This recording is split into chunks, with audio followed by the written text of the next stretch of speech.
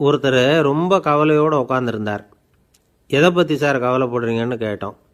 எதிர்காலத்தை பற்றி கவலைப்படுறேன்னார். ஏன்னு கேட்டோம். என்ன பண்ணுறதுன்னே தெரியல சார், எதிர்காலம் ஒரே இருட்டாக இருக்குது, பாதையே புரியலன்னார். இன்றைக்கி நம்ம இளைஞர்கள் பல பேருக்கு எதிர்காலம் இருட்டாக தான் தெரியுது. அவங்கெல்லாம் இந்த கதையை கொஞ்சம் கேட்கணும். ஒரு மலை அடிவாரத்தில் ஒரு சின்ன கிராமம். அந்த மலை ரொம்ப உயரமானது. அடர்த்தியாக செடி கொடிகள் மரங்கள் அதில் மண்டி கிடக்குது. பகல் வேளையில் இருட்டாக தான் இருக்கும், அவ்வளோ அடர்த்தி. அந்த மலை உச்சியில் ஒரு கோவில். நாள் ராத்திரியே புறப்பட்டால் தான் காலையில் அந்த கோவிலுக்கு போய் சேர முடியும். கிராமத்து இளைஞன் ஒருத்தன் அந்த மலை உச்சிக்கு போக வேண்டியிருந்தது. கையில் ஒரு விளக்கை எடுத்துக்கிட்டு நாள் ராத்திரியே புறப்பட்டான். புறப்பட்டு போனவன் கிராமத்து எல்லையிலேயே நின்றுட்டான். ஏன் தெரியுமா? அவன் கையில் இருந்த விளக்கோட வெளிச்சம் 10 அடி தூரத்துக்கு தான் தெரியுது. அது வரைக்கும் தான் பாதை தெளிவாக இருக்குது. அதுக்கு அப்பாலெல்லாம் ஒரே இருட்டாக இருக்குது, பாதை புரியல. இவன் யோசனை பண்ணி பார்த்தான். மனசுக்குள்ளே ஒரு சந்தேகம். 10 அடி தூரம் தானே வெளிச்சம் தெரியுது, அப்படின்னா நாம் 10 அடி தூரம் தானே போக முடியும். அதுக்கும் அந்தாண்ட ஒரே இருட்டாக இருக்குதே, அதில் எப்படி நாம் நடந்து போகிறது? நாம் ரொம்ப தூரம் நடந்து போய் ஆகணுமே. அப்படிப்பட்ட நினப்பெல்லாம் அவனுக்கு வந்துட்டுது. இதுதான் அவன் மனசில் ஏற்பட்ட தயக்கம். இப்படி யோசிச்சுக்கிட்டே அந்த இளம் ஆசாமி புறப்பட்ட இடத்துலையே நின்றுக்கிட்டு இருக்கிறான். அந்த சமயத்தில் ஒரு வயசான பெரியவர் அந்த பக்கமாக வந்தார். அவர் கையில் இதை விட சின்னதாக ஒரு விளக்கு வச்சுருந்தார். அது எப்படின்னா, அது ஒரு 5 அடி தூரத்துக்கு தான் வெளிச்சம் காட்டுது. அவ்வளவு சின்ன விளக்கு. அவரும் மலை உச்சிக்கு போகிறதுக்காக தான் வந்துக்கிட்டு இருக்கிறார். அவரை பார்த்து இவன் கேட்டான், என்ன பெரியவரே, இவ்வளவு சின்ன விளக்கை வச்சுக்கிட்டு அவ்வளவு தூரத்துக்கு எப்படி மலையேற போகிறீங்க அப்படின்னு கேட்டான். நீ ஏன் இப்படி தயங்கிட்டே நிற்கிறேன்னு கேட்டார் பெரியவர். என்கிட்ட இருக்கிற விளக்கு 10 அடி தூரத்துக்கு தான் பாதையை காட்டுதுன்னா.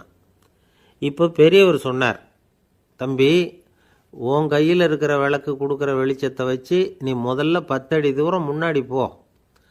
10வது அடியில் போய் நின்றுக்கிட்டு பாரு, மறுபடியும் ஒரு 10 அடி தூரத்துக்கு பாதை தெரியும்.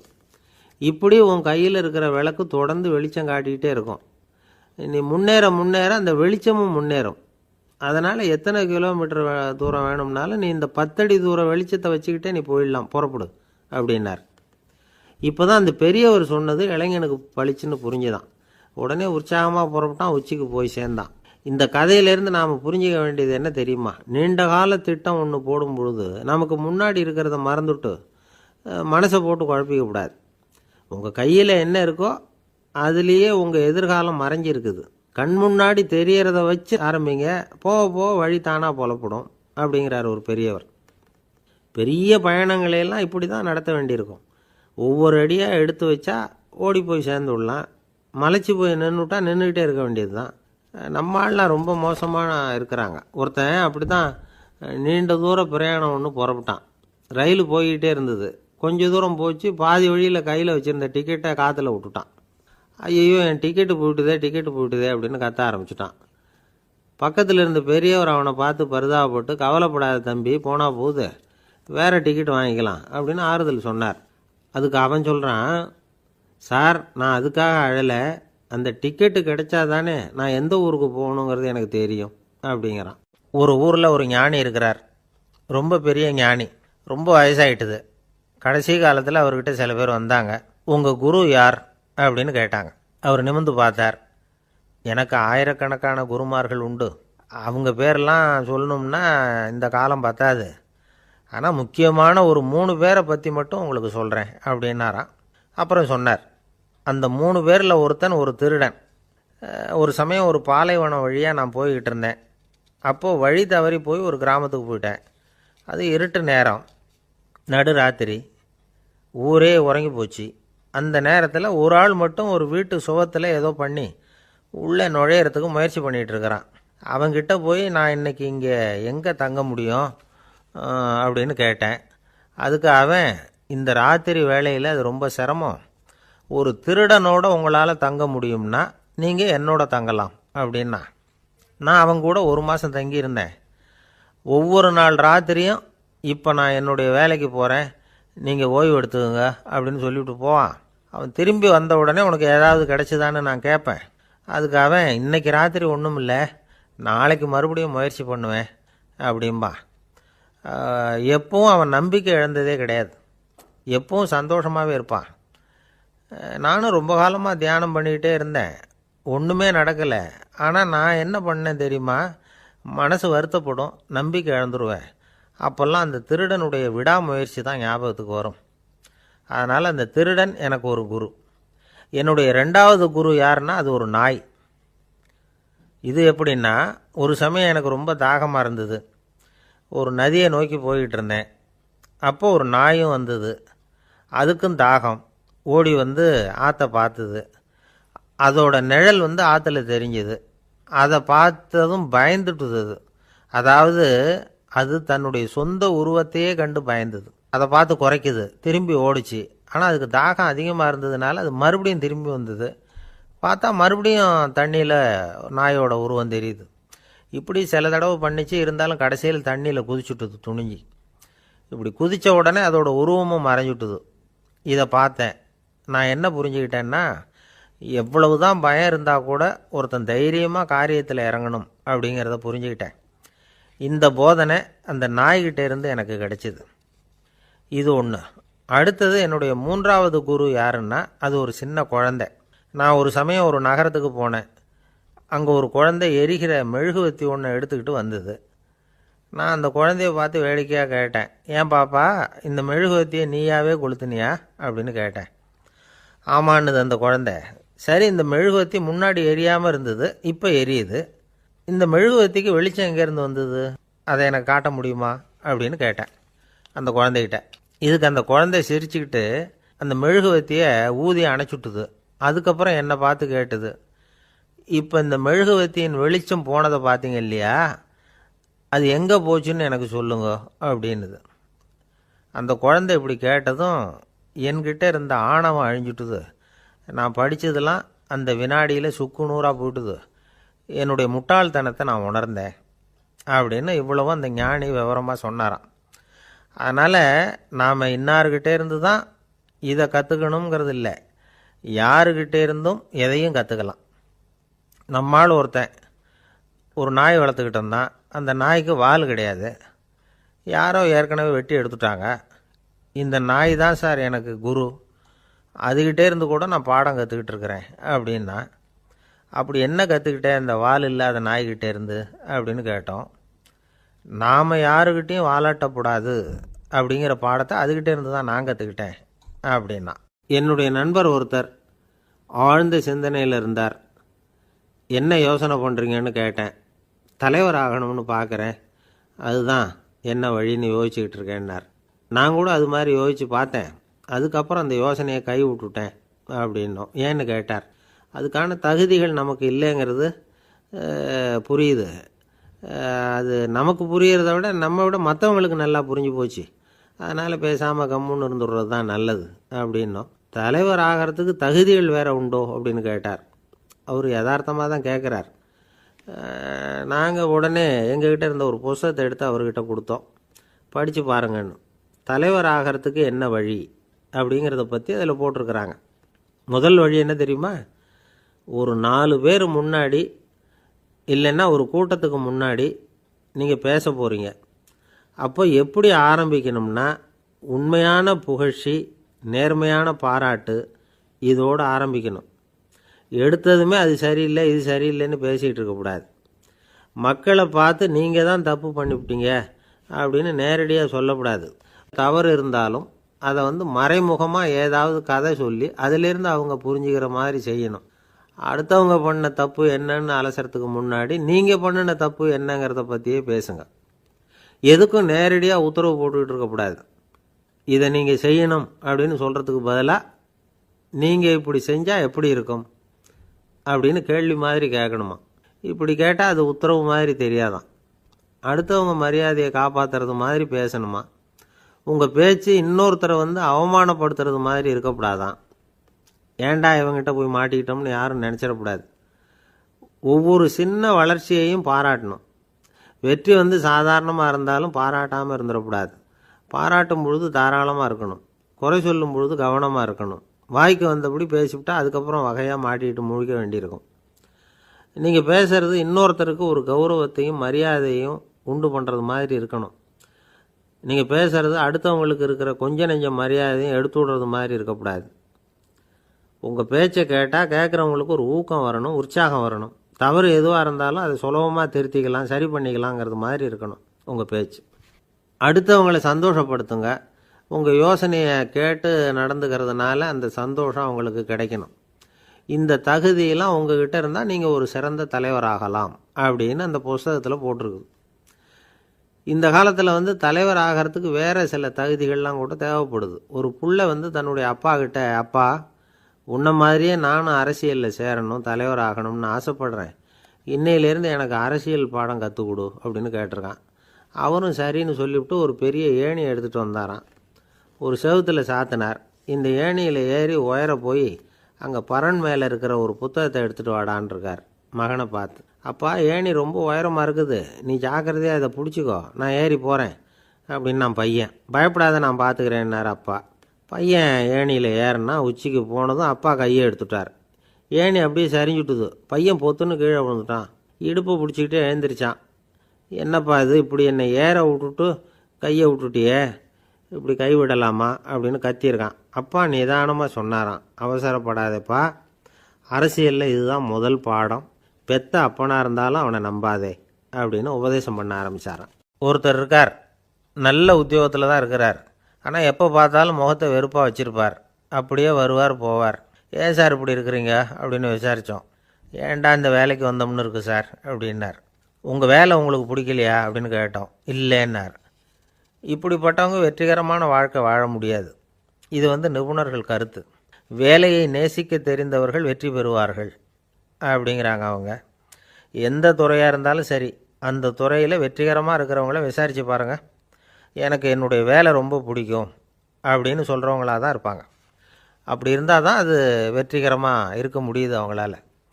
ஒருத்தனுக்கு பிடித்தமான பொழுதுபோக்கே அவனுடைய தொழிலாக இருந்துட்டுதுன்னா அவனை மாதிரி கொடுத்து வச்சவன் வேறு யாரும் இல்லை அப்படிங்கிறார் பெர்னாட் ஷா.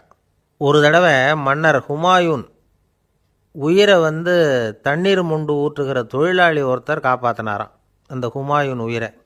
உடனே மன்னர் கேட்டிருக்கார், உனக்கு என்ன வேணும்னாலும் கேளு தரேன், உயர் பதவி வேணுமா அப்படின்னு கேட்டாராம். மன்னா, மக்களின் தாகம் தீர்க்கக்கூடிய இந்த பணியை விட உயர்ந்தது உண்டா அப்படின்னாராம் அந்த தொழிலாளி. அவரால் அவருடைய வேலையை நேசிக்க முடிஞ்சுது, அதனால் மகிழ்ச்சியாக இருக்க முடிஞ்சுது. நாமெல்லாம் அப்படி இல்லை, வேலை கிடைக்கிற வரைக்கும் கிடைச்சா போதும் அப்படின்னு இருக்கோம். கிடைச்சதுக்கப்புறம் ஏன்டா இந்த வேலைக்கு வந்தோம்னு ரொம்பவும் அழுத்துக்குவோம். சரி, நாம் இருக்கிற இடத்துல நாம் வெற்றிகரமாக இருக்க வழி உண்டா அப்படின்னா உண்டுன்னு சொல்கிறாங்க. அதாவது மன இயல் நிபுணர்கள் இருக்கிறாங்க இல்லையா, அவங்க அதுக்கு முக்கியமாக 6 வழிகள் சொல்கிறாங்க. நீங்கள் ஒரு அலுவலகத்தில் வேலை பார்க்குறவரா அப்படின்னா இதை கேளுங்க. அதாவது உங்கள் மேலதிகாரி எதிர்பார்ப்புக்கு தகுந்த மாதிரி உங்கள் வேலை இருக்குதா? அப்படி இல்லைன்னா முதல்ல உங்கள் வேலையின் தரம் உயரணும். உங்களுக்கு மேலே கீழே வேலை பார்க்குற பணியாளர்கள்கிட்ட நல்ல விதமாக பழகுறீங்களா? அந்த உறவு முறையில் ஏதாவது குறை இருந்தால் அதை கண்டுபிடிச்சி சரி பண்ணுங்க. நம்பிக்கைக்கு உரியவர் அப்படின்னு நீங்கள் பேர் எடுக்கணும்.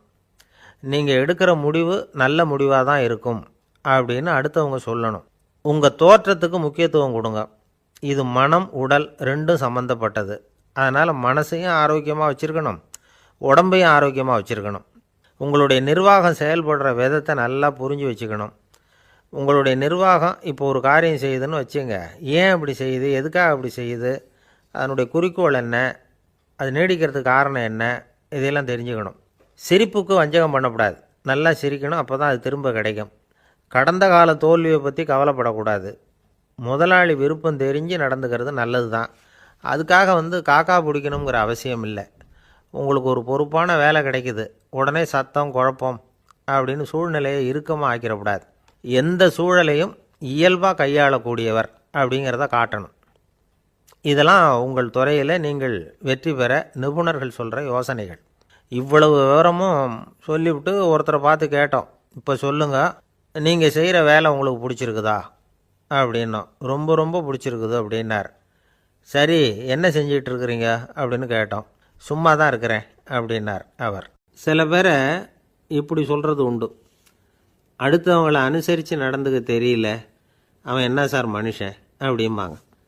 சக மனிதர்களோடு எப்படி பழகிறது அப்படின்னு தெரியாததுனாலேயே பல பேர் இன்றைக்கி சங்கடப்பட்டுக்கிட்டு இருக்கிறாங்க. வசதி வாய்ப்பெல்லாம் சரியாக இருக்கும், ஆனால் வாழ்க்கை சரியாக இருக்காது. இன்னொருத்தர்கிட்ட எப்படி பேசுறது பழகிறதுங்கிறது தெரியாததுனால தான் இந்த அவஸ்தை. சரி, இந்த அவஸ்தை இல்லாமல் வாழறது எப்படி? இதுக்கு அனுபவசாலிகள் சில வழிமுறைகளை சொல்கிறாங்க. அதெல்லாம் என்னென்னங்கிறத இப்போ தெரிஞ்சுக்குவோம். முதல்ல நம்ம நாக்கு நம்ம கண்ட்ரோலில் இருக்கணும். வார்த்தைகளை கொட்டிவிட்டு அதுக்கப்புறம் அள்ள முடியாமல் கடந்து கஷ்டப்படக்கூடாது. எப்படி பேசுகிறோங்கிறதும் முக்கியம், பேசுகிறப்ப எப்படி முகத்தை வச்சுருக்கிறோங்கிறதும் முக்கியம். அன்பாக பேசினாலும் நல்லாயிருக்கும். அப்படி பேசுகிறப்ப ஆதரவாக அவர் தோள் மேலே ஒரு கையை போட்டுக்கிட்டு பேசினா இன்னமும் நல்லாயிருக்கும். ரெண்டாவது விஷயம், இன்னொருத்தர்கிட்ட பேசுகிறப்ப வாக்குறுதிகளை அள்ளி வீசக்கூடாது. கொடுக்குற வாக்குறுதி குறைச்சலாக இருக்கணும். அப்படி கொடுத்த வாக்குறுதியை கண்டிப்பாக நிறைவேற்றணும். நாம் ஒருத்தரை பாராட்டுறோம் அல்லது அவரை பற்றி அபிப்பிராயம் சொல்கிறோம்னா அது ஆக்கப்பூர்வமாக இருக்கணும். நம்ம பாராட்டு அல்லது விமர்சனம் அடுத்தவருடைய முன்னேற்றத்துக்கு உதவுறது மாதிரி இருக்கணும். நாம் சொல்கிறத கேட்டுட்டு அவன் தலையில் கையை வச்சுட்டு உட்காந்துடக்கூடாது. எப்பவும் உற்சாகமாக இருக்கணும், முகம் மலர்ச்சியாக இருக்கணும். மனுஷன் இருந்தால் வருத்தம், கவலை, ஏமாற்றம் எல்லாம் இருக்க தான் செய்யும். அதெல்லாம் மனசில் இருக்கட்டும். அந்த வருத்தமும் கவலையும் ஏமாற்றமும் சேர்ந்துக்கிட்டு நம்ம முகத்தில் இருக்கிற மலர்ச்சியை மூடி மறைக்கிறதுக்கு நாம் இடம் கொடுத்துடக்கூடாது. எந்த விஷயத்தை பற்றி யாருக்கிட்ட பேசினாலும் வெளிப்படையாக பேசணும், திறந்த மனசோடு பேசணும். மூடி மறைச்சி முழுங்கிக்கிட்டு இருக்கக்கூடாது. இன்னொருத்தர்கிட்ட பேசுகிறப்போ விவாதம் பண்ணுங்க, அது தப்பு இல்லை. ஆனால் வாதாடிக்கிட்டு இருக்கக்கூடாது. அதாவது என்ன சொல்கிறாங்கன்னா, டிஸ்கஸ் பண்ணலாம், ஆர்கியூ பண்ணக்கூடாதான். நம்மக்கிட்ட இருக்கிற நல்ல குணங்களை நாம் எடுத்து சொல்லிகிட்டு இருக்கக்கூடாது. அந்த நல்ல குணங்களே நம்மளை பற்றி எடுத்து சொல்லணும். அது மாதிரி நடந்துக்கணும். அதே மாதிரி அடுத்தவங்க கிட்ட உள்ள கெட்ட குணங்களை பற்றி அவசியம் இல்லாமல் நாம் பேச வேண்டியதில்லை. உங்களை பற்றி யாராவது தப்பாக பேசுகிறாங்களா, அப்படி அவங்க பேசுகிறதுல உண்மை இல்லையா அப்படின்னா அதை நீங்கள் பொருட்படுத்த வேண்டியதில்லை, விட்டுடலாம். அது தானாக போயிடும். ஒரு 4-5 பேரோட பேசிக்கிட்டு இருந்தீங்கன்னா எல்லாருக்கும் முக்கியத்துவம் கொடுங்க, யாரையும் அலட்சியப்படுத்தாதீங்க. தமாஷா பேசலாம், ஆனால் அவங்க தமாஷ் அடுத்தவங்களை கேலி பண்ணுறதா இருக்கக்கூடாது. நமக்கு கிடைக்க வேண்டியது கிடைக்கலையே அப்படிங்கிற தவிப்பு நம்மக்கிட்ட இருக்கக்கூடாது. அது தேவையில்லை. உங்கள் செயல்பாடுகள் தெளிவாக இருக்கட்டும், பாராட்டு தானாக அவங்கள தேடிட்டு வரும். இன்னொரு மனுஷனுடைய மனசில் கௌரவமான ஒரு இடத்த பிடிக்கணும்னா நாம் இந்த குணத்தையெல்லாம் நம்மக்கிட்ட வளர்த்துக்கணும். இதெல்லாம் அனுபவசாலிகள் சொல்லியிருக்கிற குறிப்புகள். இந்த குறிப்புகளை சரியாக புரிஞ்சுக்கணும், அது முக்கியம். தப்பாக புரிஞ்சுக்கிட்டா என்ன ஆகும் தெரியுமா? இதை கேளுங்க. ஒருத்தர் வந்தார், சார் அடுத்தவங்க தோள் மேலே கையை போட்டுக்கிட்டு அன்பாக பேசணும்னு சொன்னீங்க, அப்படி தான் பேசினேன். அவர் முதுகை கூட தட்டி கொடுத்தேன், என் வேலை போயிட்டுது சார், வீட்டுக்கு அனுப்பிச்சிட்டாங்க அப்படின்னார். யாருக்கிட்ட அப்படி பேசுனீங்கன்னு கேட்டோம். என் முதலாளிகிட்ட சார் அப்படிங்கிறார் ரொம்ப சோகமாக. ஒரு அரசனும் அமைச்சரும் ஒரு நாள் ரொம்ப சாவகாசமாக பேசிக்கிட்டு இருந்தாங்களாம். அரசன் அமைச்சரை பார்த்து ஒரு கேள்வி கேட்டிருக்கார். ஏங்க அமைச்சரே, ஆசை இல்லாத ஒரு மனுஷனால் இருக்க முடியுமா அப்படின்னு. ஏன் முடியாது, துறவி அப்படிங்கிறவங்கெல்லாம் அப்படிப்பட்டவங்க தானே அப்படின்னாராம் அமைச்சர். அவங்கெல்லாம் உண்மையிலேயே ஆசையை விட்டவங்க தானா அப்படின்னு கேட்டாராம் ராஜா. அப்படி தான் இருக்கணும் அப்படின்னாராம் அமைச்சர். அப்படின்னா ஆசையே இல்லாத ஒரு உண்மையான துறவியை நான் பார்க்கணுமேன்னார். அது என்ன பிரமாதம், அதுக்கு நான் ஏற்பாடு பண்ணுறேன் அப்படின்னு விட்டார் இவர்.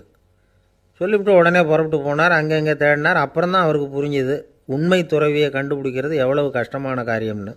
இருந்தாலும் ராஜா கிட்ட சொல்லியாச்சே, உண்மை துறவியை காட்டுறேன்னு. இப்போ என்ன பண்ணுறது? ராஜா கிட்ட சொன்னபடி நடக்கலைன்னா அவருக்கு கோபம் வந்துடும். அமைச்சர் ஒரு யோசனை பண்ணார்.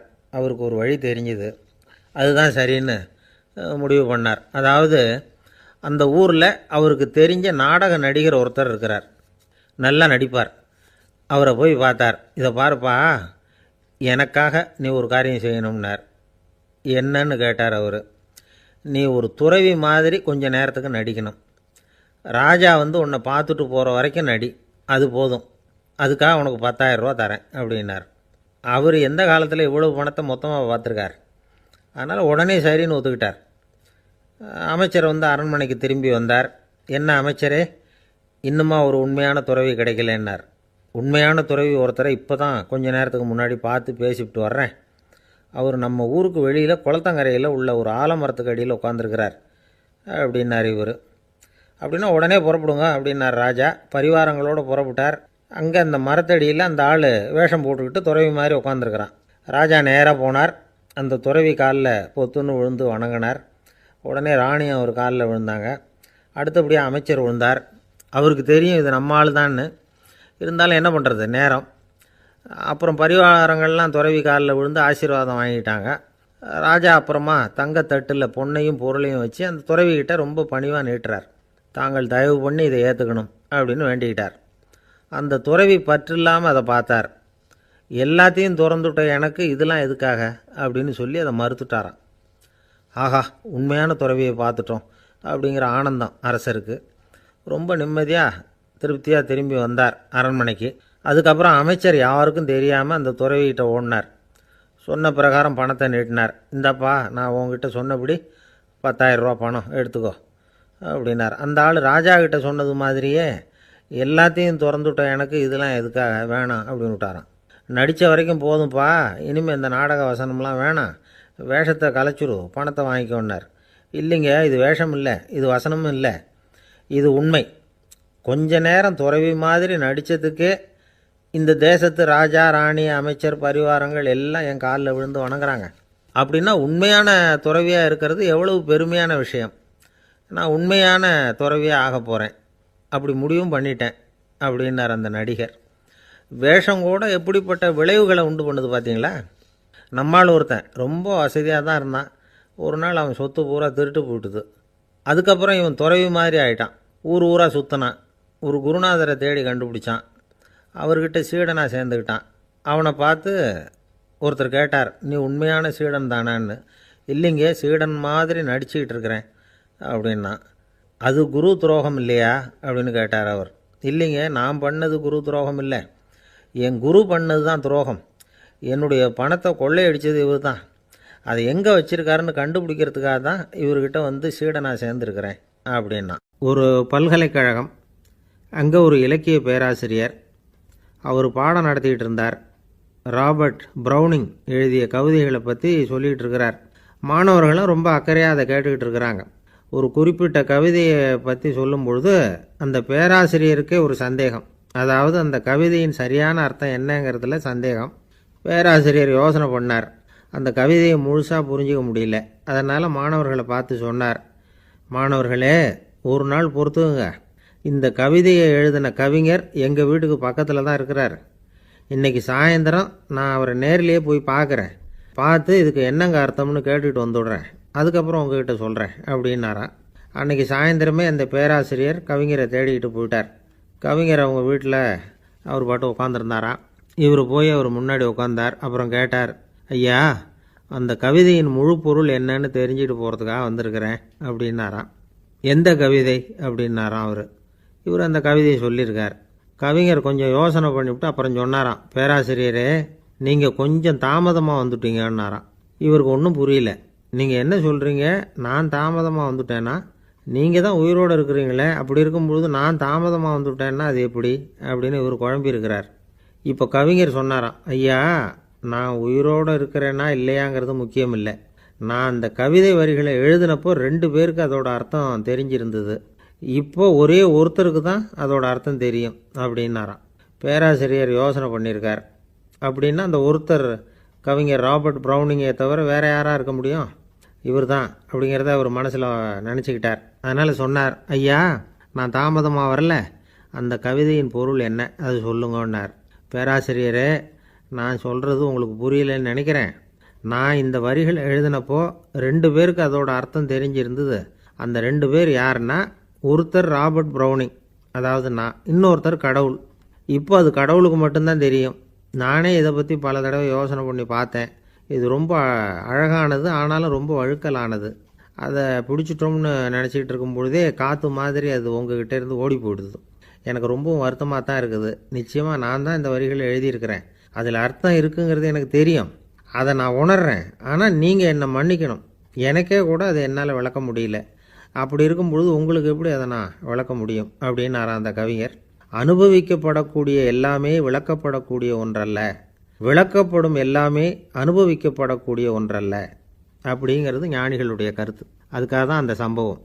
வாழ்க்கையில் நீங்கள் தொடர்ந்து ஆய்வு செய்து கொண்டே இருக்கக்கூடிய விளக்கங்களை ஒருபோதும் அடைய முடியாத பரிமாணங்கள் இருக்கிறதுனால தான் அது அலுப்பு தட்டாமல் இருக்குது. உங்களால் நிறைய அனுபவிக்க முடியும். இருந்தாலும் நீங்கள் அனுபவித்து அறிந்த விஷயங்கள் கூட வார்த்தைகளால் விளக்கப்பட முடிவதில்லை அப்படிங்கிறது பெரியோர் சிந்தனை. இதெல்லாம் ஒரு பக்கம் இருக்கட்டும். நமக்கு தெரிஞ்ச பேராசிரியர் ஒருத்தர் 1 மணி நேரம் ரொம்ப விவரமாக வகுப்பு எடுத்தார். கடைசியாக சொன்னார், மாணவர்களே, ரொம்பவும் எளிமையாக விளக்கமாக எல்லா விவரமும் சொல்லியிருக்கிறேன். அதனால் இதில் உங்களுக்கு சந்தேகம் வர்றதுக்கு வாய்ப்பே இல்லை. இருந்தாலும் கேட்க வேண்டிய கடமை கேட்குறேன். இது வரைக்கும் நடத்தினதில் யாருக்காவது ஏதாவது சந்தேகம் உண்டா அப்படின்னு கேட்டாராம். எனக்கு ஒரே ஒரு சந்தேகம்தான் சார் அப்படின்னு எழுந்திரிச்சு நிற்கிறான் ஒருத்தன். என்னன்னு கேட்டாராம். இது வரைக்கும் நீங்கள் என்ன பாடம் சார் நடத்துனீங்க அப்படின்னானா அவன். ஒரு ஆஃபீஸில் வேலை பார்க்குற ஒருத்தர் ஏதோ தப்பு பண்ணிவிட்டார். உடனே மேலதிகாரி அவரை கூப்பிட்டு அனுப்புனார். நீ செஞ்சது தப்புன்னார் கோபமாக. இது ஒரு ரகம். சில அதிகாரிகள் இப்படி நீங்கள் செஞ்சது தப்புன்னு சொல்கிறதில்ல, நீங்கள் செஞ்சது சரி அப்படின்னு சொல்கிறதில்ல. எப்படி சொல்லுவாங்கன்னா, நீங்கள் செஞ்சது சரியில்லைன்னு நான் நினைக்கிறேன் அப்படின்னு சொல்லுவாங்களாம். அதாவது சில பேர் நீங்கள் செஞ்சது தப்புங்கிறாங்க, அதையே மாற்றி சொல்கிறாரு இவர், நீங்கள் செஞ்சது சரியில்லைன்னு நினைக்கிறேன். இது ரெண்டும் அர்த்தம் ஒன்று தான், இருந்தாலும் வார்த்தைகள் வித்தியாசம். நிர்வாக திறமை இல்லாத ஒரு அதிகாரி யூ ஆர் ராங் அப்படின்னு சொல்லுவாராம். நிர்வாக திறமை உள்ள அதிகாரியாக இருந்தால் அதையே கொஞ்சம் மாற்றி I think you are not correct அப்படிம்பாரான். இதுதான் வித்தியாசம். இருந்தாலும் வார்த்தைகளை உபயோகப்படுத்துகிற விதத்தை வச்சு தான் வேலை நல்லா நடக்கிறதும் நடக்காததும் இருக்குது. விவரம் தெரிஞ்சவங்க என்ன சொல்கிறாங்க தெரியுமா? Be a leader not a boss அப்படிங்கிறாங்க. ஒரு லீடராக பாஸாக இருக்காதே அப்படிங்கிறாங்க. சரி, அப்படின்னா லீடருக்கும் பாஸுக்கும் வித்தியாசம் உண்டா அப்படின்னு கேட்டால் இருக்குன்னு சொல்கிறாங்க. லீடருங்கிறவர் வேறு, பாஸுங்கிறவர் வேறு. ஒரு லீடர் எப்படி நடந்துக்குவார், ஒரு பாஸ் எப்படி நடந்துக்குவார், இதை முதல்ல நாம் தெரிஞ்சுக்கணும். அவங்க எப்படி நடந்துக்குவாங்க அப்படிங்கிறதுக்கு சில விவரங்கள் இருக்குது. அதை கேட்டோம்னா நாம் புரிஞ்சுக்கலாம் அதை. அதாவது பாஸுங்கிறவர் விரட்டிக்கிட்டே இருப்பார், லீடருங்கிறவர் ஊக்கப்படுத்திக்கிட்டே இருப்பார்.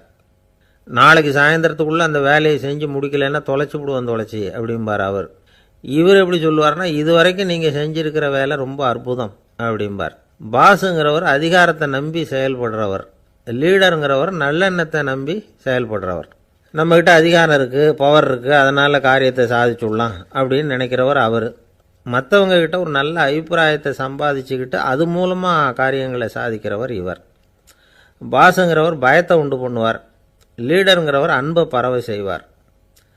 அதை செய்யலைன்னா ஆடிட்டில் தகராறாயிடும், இது செய்யலைன்னா இன்க்ரிமெண்ட்டு கட் ஆகிடும், இப்படி ஏதாவது சொல்லி பயமுறுத்திக்கிட்டே இருப்பார் அவர். இவர் அப்படி இல்லை. உடம்பு இப்படி இருக்குது, வீட்டில் எல்லோரும் சௌக்கியமாக இருக்கிறாங்களா, ஆஃபீஸில் எல்லாம் வசதியாக இருக்குதா, நான் ஏதாவது உதவி செய்யணுமா அப்படின்னு அன்புக்கு முக்கியத்துவம் கொடுப்பார். பாஸுங்கிறவர் எதுக்கெடுத்தாலும் நான் சொல்லிகிட்டு இருப்பார், லீடருங்கிறவர் நாமன்னு சொல்லிகிட்டு இருப்பார். பாஸுங்கிறவர் தப்புக்கு காரணம் யாருன்னு பார்ப்பார், லீடருங்கிறவர் தப்பு என்னன்னு பார்ப்பார். இதுதான் ரெண்டு பேருக்கு வித்தியாசம்.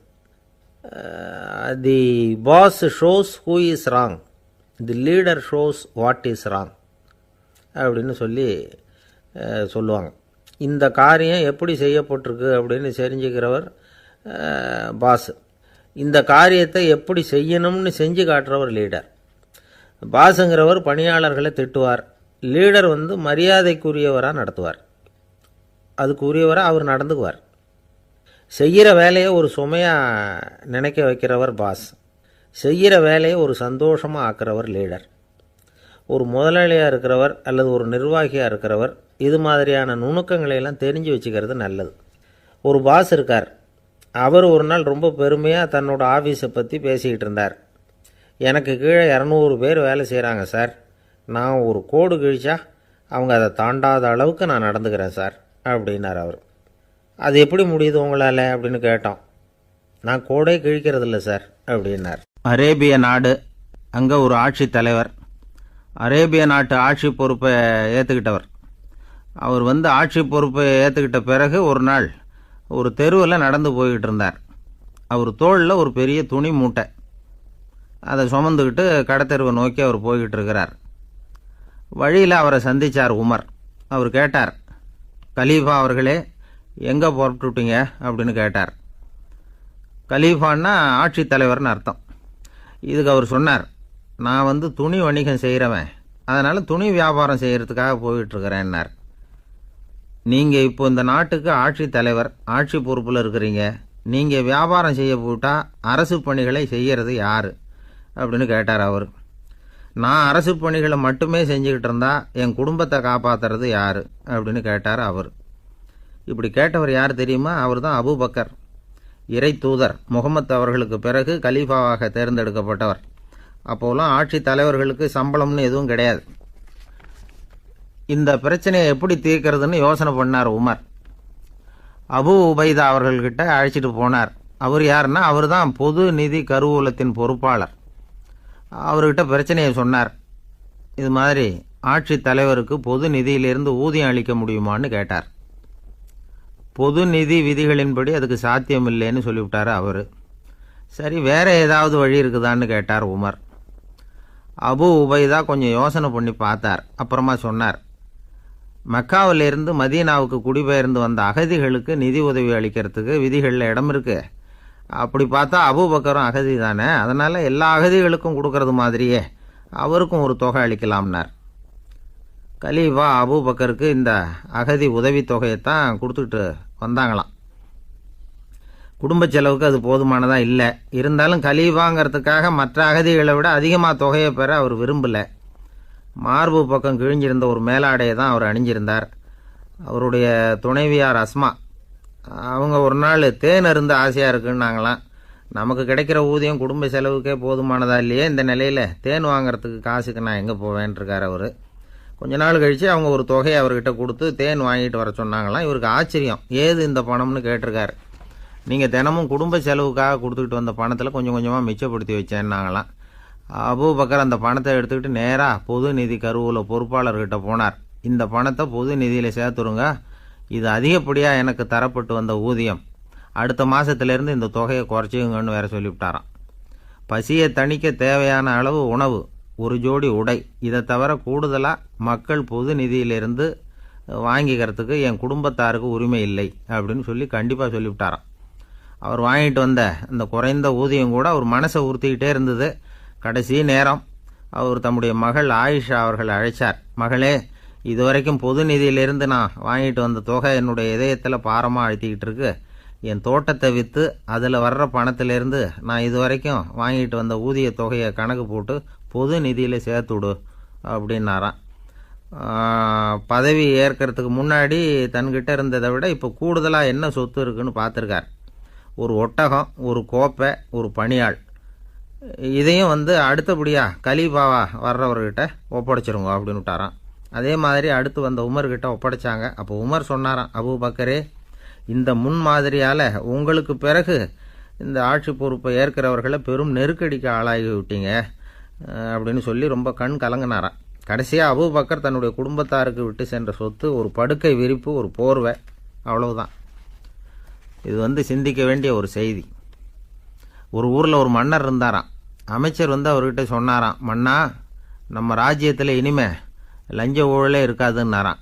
ஆஹா, அப்படின்னா ஊழல் பேர் வழிகளையெல்லாம் நாடு கடத்தியாச்சா அப்படின்னு கேட்டிருக்காரு மன்னர். இதுக்கு அவர், அப்படி இல்லைங்க, இனிமே கொடுக்கறதுக்கு ஜனங்கள்கிட்ட பணமே இல்லை அப்படின்னாராம். இயேசுநாதர்கிட்ட ஒருத்தர் கேட்டாராம், இயேசுவே, என்னை எவ்வளவு நேசிக்கிறீர்கள் அப்படின்னு. அவர் தன்னுடைய இரு கைகளையும் அகல விரித்து இவ்வளவு என்று சொல்லி சிலுவையில் உயிர் நீத்தார் அப்படின்னு சொல்லுவாங்க. அதாவது அந்த நேசிப்புக்கு எல்லை கிடையாது, அதே போல் மன்னிப்புக்கும் எல்லை கிடையாது. இது இயேசுநாதர் சொல்லி கொடுத்த ஒரு பாடம். இயேசுனுடைய சீடர்களில் ஒருத்தன் பீட்டர், அவன் ஒரு நாள் இயேசுநாதர்கிட்ட கேட்டிருக்கான், இயேசுவே, நான் என்னுடைய தம்பிக்கிட்ட அடிக்கடி சண்டை போட்டுக்கிட்டு இருக்கிறேன், என்னுடைய சகோதரன் கூட, அவனை நான் எத்தனை தடவை மன்னிக்கிறது? ஏற்கனவே 7 தடவை அவனை மன்னிச்சுட்டேன் அப்படின்னு சொல்லியிருக்கிறான். அப்போது இயேசு சொன்னாராம், மன்னிக்கிறதுக்கு எத்தனை தடவைங்கிற கணக்கெல்லாம் கிடையாது. எத்தனை தடவை உன்னுடைய சகோதரன் உன்னை கோபப்படுத்துகிறானோ அத்தனை தடவை நீ மன்னிக்கிறதுக்கும் தயாராக இருக்கணும், அதுதான் அப்படின்னு சொன்னாராம். அப்போ இவனுக்கு ஒன்றும் புரியல, இது என்ன அவன் தப்பு பண்ணிக்கிட்டே இருப்பான், நாம் மன்னிச்சுக்கிட்டே இருக்கிறதா அப்படிங்கிறது மாதிரி குழப்பமாக இருந்திருக்கிறான். அப்போது இயேசுநாதர் தன்னுடைய சீடன் பீட்டர்கிட்ட ஒரு கதை சொன்னாராம். அந்த கதை இன்றைக்கு நாம் எல்லாரும் சிந்தித்து பார்க்க வேண்டிய ஒரு கதை. அதாவது மன்னிப்பை விரும்புகிறவர்கள் மன்னிக்கவும் தயாராக இருக்க வேண்டும் அப்படிங்கிறது தான் அந்த கதையினுடைய தத்துவம். அந்த ஏசுநாதர் சொன்ன கதை என்னென்னா, ஒரு மன்னர் இருந்தார். அவர் ஒரு நாள் அரண்மனையில் உட்காந்து கணக்கு வழக்குகள்லாம் பார்த்துக்கிட்டு இருந்தார். நம்ம அரண்மனையிலேருந்து யார் யார் அரசாங்க கடன் வாங்கியிருக்கிறாங்க, யார் யார் திருப்பி செலுத்தியிருக்கிறாங்க அப்படிங்கிற விவரத்தையெல்லாம் பார்த்துக்கிட்டு இருந்தார். அப்போ தான் புரிஞ்சுது, அந்த அரண்மனையில் வேலை செய்கிற ஒருத்தனே அரசாங்க கடன் வாங்கியிருக்கிறான். எவ்வளவு? 10,000 பொற்காசுகள் வாங்கியிருக்கான் கடன். இந்த 10,000 பொற்காசுகளை திருப்பி செலுத்தலை அரசாங்கத்துக்கு. இது மன்னர் கவனத்துக்கு வந்தது. உடனே நம்ம அரண்மனையில் இருக்கிறவனே அரசு கடன் வாங்கி திருப்பி செலுத்தாமல் இருக்கான், அவனை கூப்பிட்டு வாங்கன்னு சொல்லி கூப்பிட்டுட்டு வந்தாங்களாம். விசாரிச்சிருக்கிறாங்க, என்னப்பா நீ எவ்வளோ ஒன்று? ஆமாங்க 10,000 பொற்காசுகள் வாங்கியிருக்கிறேன், இன்னும் திருப்பி கட்டலைன்றிருக்கான்.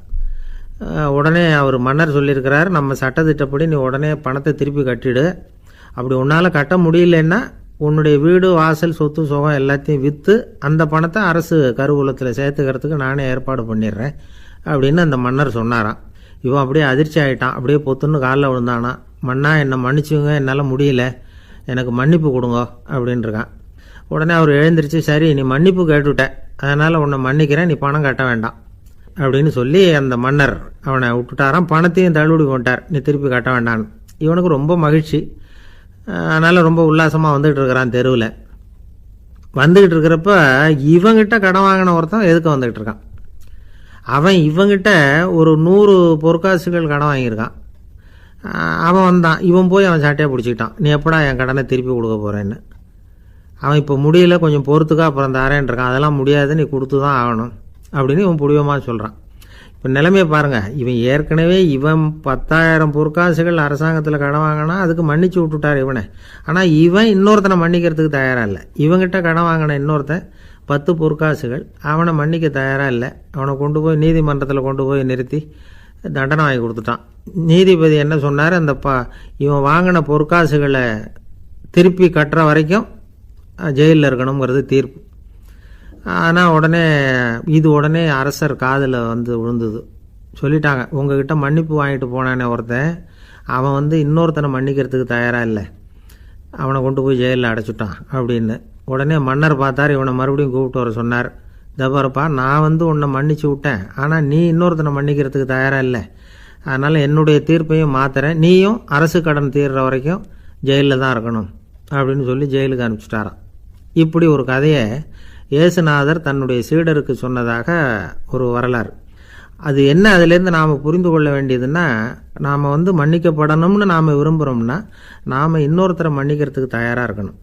அதனால் நாம் இன்னொருத்தரை யாரையும் மன்னிக்க மாட்டோம், ஆனால் என்ன இன்னொருத்தர் மன்னிக்கணும் அப்படிங்கிறது மாதிரி செய்யக்கூடாதுன்னு சொல்லுவாங்க. அது மாதிரி நாம் இப்போ இது தப்பாக புரிஞ்சுக்கிறவங்களும் இருக்கிறாங்க. பாவம் மன்னிப்புங்கிறதுலாம் எதுக்குன்னா, அதாவது மறுபடியும் பாவம் செய்யாமல் இருக்கிறதுக்காக தான். அதான் மன்னிக்கிறாரே அப்படிங்கிறதுக்காக மறுபடியும் பாவம் பண்ணிகிட்டு இருக்கிறது இல்லை. அதான் ஒருத்தர் கேட்டாராம், பாவத்திலேருந்து மன்னிப்பு கிடைக்கணும்னா நீ என்ன செய்யணும் அப்படின்னு கேட்டிருக்கார். அதுக்கு அவன் சொல்லியிருக்கிறான், நான் முதல்ல பாவம் செய்யணும், அப்போ தான் நான் மன்னிப்பு கிடைக்கும் அப்படின்னு நானா. இப்படிப்பட்டவர்கள் தான் இன்றைக்கி உலகத்தில் அதிகமாக இருக்கிறாங்க. அதனால் இந்த மன்னிப்பின் மகத்துவங்கிறது இயேசுநாதர்கிட்டேருந்து தான் நாம் புரிஞ்சுக்கணும். அந்த இயேசு சொன்ன அந்த மன்னிக்கிற மனோபாவம் இருந்தால் இன்றைக்கி உலகம் பூராவும் அமைதி பூங்காவாக இருக்கும். அதில் ஒன்றும் ஆச்சரியமே இல்லை, அதில் ஒன்றும் சந்தேகமும் இல்லை. அதனால் மன்னிக்கிற மனோபாவத்தை நாம் எல்லாரும் நமக்குள்ளே வளர்த்து கொள்ள வேண்டும் அப்படிங்கிறது தான் நாம் இன்றைக்கு எல்லோரும் சிந்தித்து பார்க்க வேண்டிய ஒரு செய்தி. ஆள் ராமகிருஷ்ணரை தேடி வந்தான். அவன் கையில் 1000 பொற்காசுகள் வச்சுருந்தான். அதை அவர்கிட்ட கொடுத்து இதை ஏற்றுக்கணும் அப்படின்னு ரொம்ப பணிவாக கேட்டுக்கிட்டான். அவர் பார்த்தார், இது எனக்கு தேவையில்லை, ஆனாலும் உன்னுடைய மனசை புண்படுத்துறதுக்கு நான் விரும்பலை, அதனால் நீ கொடுக்குறத வாங்கிக்கிறேன்னார். வாங்கிக்கிட்டார். அப்புறம் கேட்டார், இதை பாரு, இனிமேல் இதெல்லாம் என்னுடைய இது தானே அப்படின்னார். ஆமாம், அதெல்லாம் நான் உங்களுக்கே கொடுத்துட்டேன் அவன். சரி, இப்போ நீ எனக்காக ஒரு காரியம் பண்ணணும்னார். என்ன செய்யணும்னு சொல்லுங்கன்னா, இந்த நாணயங்களையெல்லாம் எடுத்துக்கிட்டு போய் கங்கை நதியில் எரிஞ்சுட்டு வா அப்படின்னார். இவனுக்கு அதிர்ச்சியாக போச்சு. என்ன பண்ணுறது, இனிமேல் அது முடியாதுன்னு சொல்ல முடியாது. ஏன்னா அந்த நாணயங்களையெல்லாம் அவருக்கே கொடுத்துட்டான். இனிமேல் அதெல்லாம் இவனுடையது இல்லை. பேசாமல் அவ்வளவையும் அள்ளிக்கிட்டு ஆத்தங்கரைக்கு போனான். போனவன் ரொம்ப நேரம் திரும்பியே வரல. ராமகிருஷ்ணருக்கு சந்தேகம், என்ன ஆச்சு அந்த மனுஷனுக்கு, காசுகளோடு அந்த கங்கையில் குதிச்சுட்டானா, போகும்பொழுதே ஒரு மாதிரியாக தான் போனான், போய் என்னன்னு பார்த்துட்டு வாங்க அப்படின்னார். அங்கே இருந்த ஒருத்தர் ஓடி போய் பார்த்தார். அவர் போய் பார்க்கும்பொழுது அவன் அங்கேயே இருந்தான். அதுக்கப்புறம் அவர் திரும்பி வந்தார், வந்து விவரத்தை சொன்னார். அதாவது அவன் கங்கை கரையில் உட்காந்துக்கிட்டு ஒவ்வொரு நாணயமாக 1 2ன்னு எண்ணி எண்ணி வீசிக்கிட்டு இருக்கிறான். அவனை சுற்றி ஒரு கும்பல் நின்றுக்கிட்டு அவனை தடுத்துக்கிட்டு இருக்குது அப்படின்னு விவரத்தை சொன்னார் போயிட்டு வந்தவர். இதை கேட்டதும் ராமகிருஷ்ணரே புறப்பட்டு அங்கே போனாராம். என்ன இப்படி பண்ணிகிட்டு இருக்கிற? நான் உன்னை அந்த நாணயங்களை கங்கையில் வீசி எறிய சொன்னேன், நீ ஏன் அதை எண்ணிக்கிட்டு இருக்கிற அப்படின்னார். பழக்கம்தான் காரணம், நான் ஒவ்வொரு நாளும் ஒவ்வொன்றா சேமித்து வச்சேன். இன்றைக்கி என்கிட்ட நிறைய இருக்குது, உங்களுக்கு ஒரு 1000 நாணயங்களை கொடுக்கணுங்கிறது என்னோடய ஆசை அப்படின்னா. இப்போ ராமகிருஷ்ணர் சொன்னார், ஒரே நேரத்தில் எல்லாத்தையும் சம்பாதிச்சிருந்தா நீ எண்ணுறது பொருத்தமாக இருக்கும். எல்லாத்தையும் இழக்கும்போது ஒவ்வொன்றா எண்ணிக்கிட்டு இழக்கிறதுங்கிறது சரியான செயல் இல்லை. அதனால் ஒரே தடவையாக எல்லாத்தையும் தூக்கி எறிஞ்சிடும் அப்படின்னார். இது இழப்பது அப்படிங்கிற ஒரு உயர்ந்த நிலை. இதை நாம் யதார்த்த வாழ்க்கையில் சம்மந்தப்படுத்தி பார்த்து குழப்பிக்கிட்டு இருக்கக்கூடாது. இழக்கிறேன்னு சொல்லிக்கிட்டு இருக்கிற காசையெல்லாம் ஆற்றுலையும் குளத்துலையும் கொண்டு போய் எரிஞ்சிட்டு வாங்க அப்படின்னு உபதேசம் பண்ணுறதாக யாரும் நினச்சிடக்கூடாது. இதில் நாம் புரிஞ்சிக்க வேண்டியது என்னென்னா, எதையாவது ஒன்றை இன்னொருத்தருக்கு கொடுக்கணும் அப்படின்னு விருப்பப்பட்டால் அதை மனப்பூர்வமாக கொடுத்துடணும். கொடுத்துட்டு அதையே நினச்சிக்கிட்டு இருக்கக்கூடாது. நம்மால் ஒருத்தர் ஒரு 100 ரூபா நோட்டை தன்னுடைய நண்பர் ஒருத்தர்கிட்ட கொடுத்து, இது உனக்கு தான் வச்சுக்கோ அப்படின்னார். அவர் பார்த்தார், இது இனிமேல் எனக்கு தானே சொந்தம் அப்படின்னார். ஆமான்னார் அவர். அப்படின்னா எனக்காக நீ ஒரு உதவி செய்யணும்னார். சொல்லுங்கள் செய்கிறேன்னார் அவர். இந்த 100 ரூபா நோட்டை தீ வச்சு கொளுத்தி விடுன்னார். இவர் அதிர்ச்சியாகி அவரை பார்த்தார். இப்போ அவர் சொன்னார், நீ எனக்கு அன்பாக கொடுத்தது இது, இந்த நோட்டு கள்ள நோட்டுங்கிறது எனக்கு முன்னாடியே தெரியும், சீக்கிரம் கொளுத்தி விடு, அதுதான் நம்ம 2 பேருக்குமே நல்லது அப்படின்னாராம் அவர். நம்பிக்கை இல்லைன்னா இந்த உலகத்தில் நாம் நடமாடவே முடியாது. அவநம்பிக்கையோடு இருந்துக்கிட்டு இருந்தால் என்றைக்கும் அவஸ்தை தான். நாம் நம்புறது நடக்குதோ இல்லையோ அது வேறு விஷயம். ஆனால் எதையும் நம்பி தான் நாம் அடி வைக்க வேண்டியிருக்கு. வேறு ஒன்றும் வேணாம், ஒரு லாட்ரி சீட்டு வாங்குகிறோம், அது எங்கே நமக்கு விழப்போகுது அப்படிங்கிற அவநம்பிக்கையோடவா வாங்குகிறோம்? பரிசு நமக்கு தான் அப்படிங்கிற நம்பிக்கை உள்ளூர இருக்கிறதுனால தான் அதை வாங்குகிறோம். இருந்தாலும் முடிவு வேறு மாதிரி ஆகிடுது. அதுக்காக மனசு சோர்ந்து போகிறதில்ல, அடுத்த மாதமும் சீட்டு வாங்குகிறோம். இந்த நம்பிக்கை தான் மனித வாழ்க்கைக்கு ஆதாரம். ஒரு கடையில் போய் டீ சாப்பிட்றீங்க, அந்த டீ நல்ல டீ தானா, அதில் விஷம் கலந்துருக்குமா அப்படிங்கிற சந்தேகம் வந்துட்டுதுன்னு வச்சுங்க. அதுக்கப்புறம் அதை எப்படி நீங்கள் சாப்பிட முடியும்? நம்பி தான் சாப்பிட்ணும். ரயில் ஒழுங்காக போய் சேருங்கிற நம்பிக்கை இருக்கிறதுனால தான் அதில் ஏறி உட்காடுறோம். லெட்டர் ஒழுங்காக போய் சேருங்கிற நம்பிக்கை இருக்கிறதுனால தான் பெட்டியில் போடுறோம். சரி, நம்ம கதையெல்லாம் நம்மளோட இருக்கட்டும். மனித நம்பிக்கை எந்த அளவுக்கு உறுதியாகவும் அறிவுபூர்வமாகவும் இருக்கணுங்கிறதுக்கு அலெக்சாண்டர் வாழ்க்கையில் நடந்த ஒரு சம்பவத்தை உதாரணமாக சொல்லலாம். இந்த உலகத்தையே ஜெயிக்கணும்னு புறப்பட்டார் அலெக்சாண்டர். ஒரு கட்டத்தில் அவர் சிட்னஸ் நதி கரைக்கு சேர்ந்தார். அந்த சமயத்தில் அவருக்கு கடுமையான நோய் வந்துட்டுது. அவர் கூடவே வந்திருந்த கிரேக்க வைத்தியர்கள் என்னென்னமோ முயற்சியெல்லாம் பண்ணி பார்த்தாங்க. இருந்தாலும் அலெக்சாண்டருக்கு வந்திருக்கிறது என்ன நோய்ங்கிறத அவங்களால கண்டுபிடிக்க முடியல. ஏன்னா அந்த பகுதியில் உள்ளவங்களுக்கு மட்டுமே அதிகமாக வரக்கூடிய ஒரு வினோதமான நோயாக இருந்தது அது. ஆனால் அவர் இருக்கிற இடம் எதிரியோட இடம், பாரசீக மன்னனோட ஆளுகைக்கு உட்பட்ட இடம். என்ன பண்ணுறது அப்படின்னு எல்லாரும் யோசனை பண்ணாங்க. பாரசீக மன்னனோட அரண்மனையில் இருக்கிற வைத்தியர் வந்தால் இந்த நோயை குணப்படுத்தி விடுவார் அப்படின்னு சொன்னாங்க. இருந்தாலும் எதிரியோட நாட்டில் இருக்கிற வைத்தியரை கூப்பிட்டு எப்படி நம்பி வைத்தியம் பார்க்க சொல்கிறது அப்படின்னு சொல்லி எல்லோரும் தயங்கினாங்க. ஆனால் அலெக்சாண்டர் தயங்கலை. பரவாயில்ல, அழைச்சிட்டு வாங்கன்னு விட்டார். உடனே அவரை போய் அழைச்சிட்டு வந்துட்டாங்க. அவர் வந்தார். அலெக்சாண்டர் உடம்பை பரிசோதனை பண்ணி பார்த்தார். சரி, இதை குணப்படுத்தி விடலாம், பயப்பட வேண்டியதில்லை. ஆனால் இதுக்கு ஒரு மூலிகை ரசம் தயார் பண்ணி கொடுக்கணும். நான் போய் அதை தயார் பண்ணிவிட்டு 2 நாளில் திரும்பி வந்துடுறேன் அப்படின்னு சொல்லிவிட்டு போனார் அந்த வைத்தியர். அதே மாதிரி 2 நாளில் திரும்பி வந்தார் மூலிகை ரசத்தோட. இதுக்கு இடையில் அலெக்சாண்டரோட தளபதிகளில் ஒருத்தர் ரகசியமாக ஒரு எச்சரிக்கை கடிதம் கொடுத்து அனுப்பியிருக்கிறான். அதை வாங்கி என்ன விஷயம்னு பார்த்தார். இப்போ உங்ககிட்ட வந்திருக்கிற எதிரி நாட்டு வைத்தியரை நம்பாதீங்கோ, அவன் கொண்டுகிட்டு வந்திருக்கிற மூலிகை ரசத்தில் விஷம் கலந்துருக்குது அப்படின்னு அதில் எழுதியிருக்கு. அதை பார்த்தார் அலெக்சாண்டர். இருந்தாலும் கொஞ்சம் கூட அலட்டிக்கலை. வைத்தியர் கொடுத்த மருந்தை வாங்கி கடகடன்னு குடிச்சுட்டார். குடிச்சுட்டு அதுக்கப்புறம் அந்த கடிதத்தில் இருந்த விஷயத்தை அந்த வைத்தியர்கிட்ட சொன்னார். வைத்தியர் திகைச்சு போயிட்டார். தன் மேலே அலெக்சாண்டர் வச்சிருக்கிற நம்பிக்கையை பார்த்து அவருக்கு ரொம்ப வியப்பு. வைத்தியர் உண்மையிலேயே நல்ல மருந்து தான் கொண்டுகிட்டு வந்து கொடுத்துருக்கிறார், அதில் விஷம்லாம் எதுவும் கலக்கலை. அதுக்கப்புறம் அலெக்சாண்டர் அந்த வைத்தியரை பார்த்து சொன்னாராம், நம்பிக்கைங்கிற அச்சாணியை ஆதாரமாக வச்சுக்கிட்டு தான் இந்த உலகம் சுற்றிக்கிட்டு இருக்குது. எனக்கு எதிரியாக இருந்தாலும் பாரசீக மன்னர் ரொம்ப பெரியவர். அப்பேற்பட்ட மன்னருடைய அரண்மனை வைத்தியர் தொழில் நேர்மை இல்லாதவராக இருக்க மாட்டார். அப்படி இருந்தால் அவரை அரண்மனை வைத்தியராக வச்சிருக்கவே மாட்டாங்க அப்படின்னு நம்பினேன். என்னுடைய நம்பிக்கை வீண் போகலை அப்படின்னாராம். இதுதான் மானுட நம்பிக்கைங்கிறது.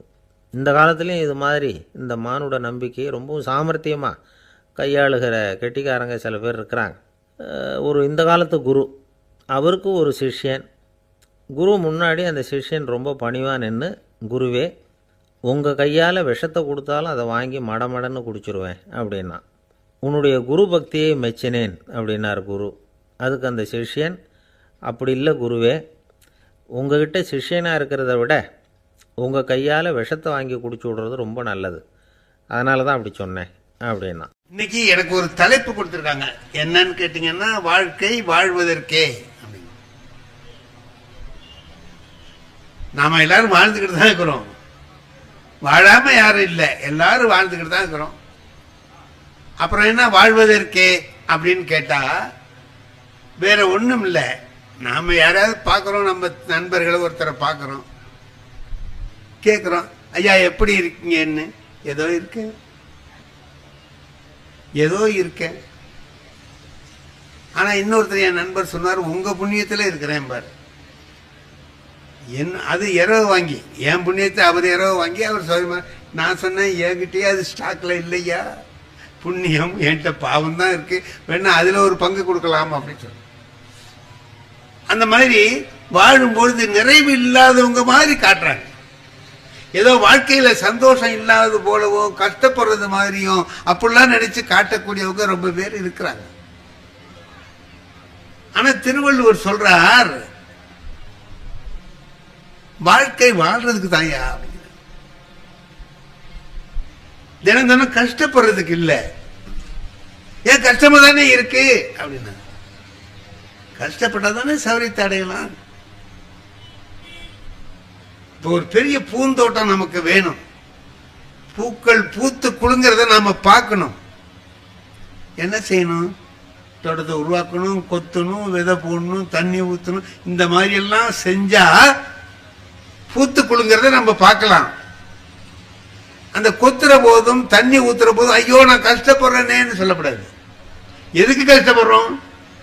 நல்லா இருக்கிறதுக்காக கஷ்டப்படுறோம், பார்த்து ரசிக்கிறதுக்காக கஷ்டப்படுறோம். அந்த எண்ணம் நமக்கு வந்துடுதுன்னா நாம படுற கஷ்டம் ஒரு கஷ்டமா தெரியாது. நீ எதுக்குடா இருக்கிற அப்படின்னு கேட்டாக்கா, இன்னதுக்கு இருக்கிறேன்னு சொல்ல நமக்கு தெரியணும். இப்ப எங்க போறீங்கன்னு கேட்டா எங்கேயோ போறேங்கிறான். எங்கேயோ போறேன், இங்க போறேன், இத்தனை மணிக்கு வருவேன்னு சொல்றேன். நான் ஒரு நண்பர் வீட்டுல போய் அவரை சாப்பிட கூப்பிட்டு வரலாம் வீட்டுக்கு விருந்துக்கு இன்னைக்கு அப்படின்னு நினைச்சிட்டு போனேன். அவர் இல்ல, அந்த அம்மா இருந்துச்சு, அவர் மனைவி. அவங்ககிட்ட எங்க அவன் அப்படின்னு கேட்டேன்.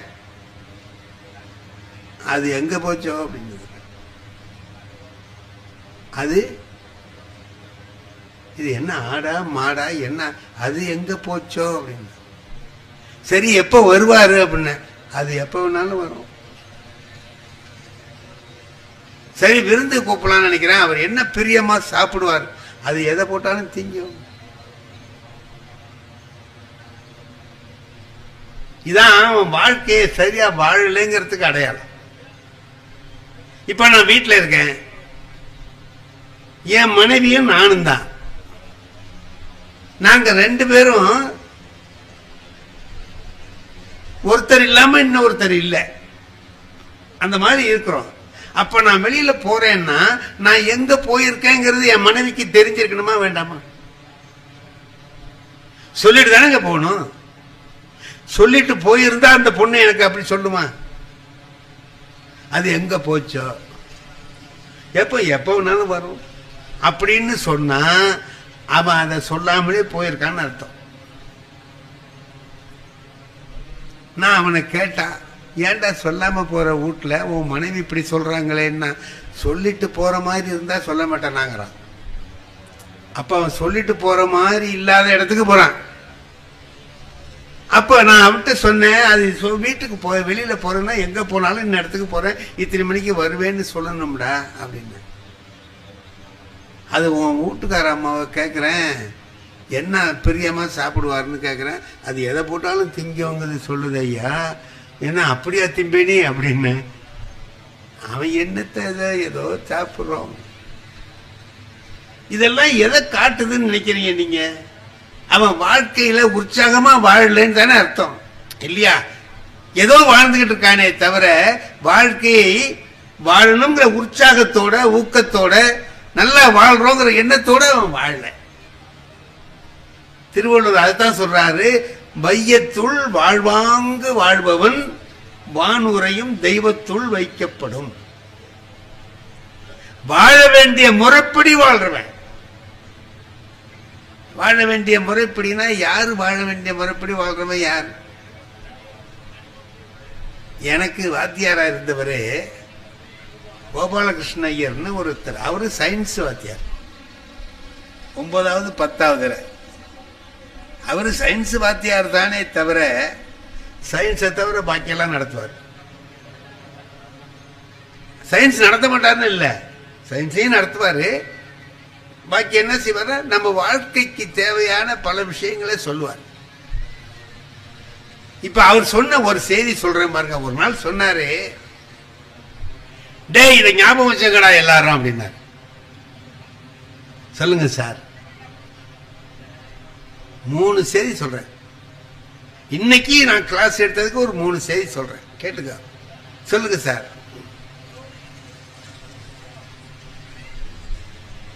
அம்மாவுக்கு செலவுக்கு பணம் கொடுக்காத. எப்படி பாருங்க, முதல் செய்தி அம்மாவுக்கு செலவுக்கு பணம் கொடுக்காத. 2வது செய்தி நட்ட வயலுக்கு வேலி போடாத. நட்ட வயலுக்கு வேலி போடாத. 3வது தெரிஞ்ச கேள்விக்கு பதில் எழுதாதேன்னு. என்னடா இது, உருப்படாம போறதுக்கு உள்ள வழியா சொல்றது மாதிரி இருக்கே அப்படின்ட்டு நாங்க ஒரு 4 பேர் கேட்டோம். என்ன சார் இதெல்லாம் வீணா போறதுக்கு உள்ளடா, நல்லா இருக்கிறதுக்கு தான் சொல்றேன். என்ன, நட்ட வயலுக்கு வேலி போடாதேன்னு சொன்னேன். அப்படின்னா என்ன அர்த்தம் தெரியுமா? வேலியை போட்டுட்டு அப்புறம் நடுன்னு அர்த்தம். நீ நட்டுட்டு அப்புறம் வேலி போடலான்னு நினைச்சீங்கன்னா அதுக்குள்ள ஆடு மாடு மேய்ஞ்சிட்டு போயிடும்.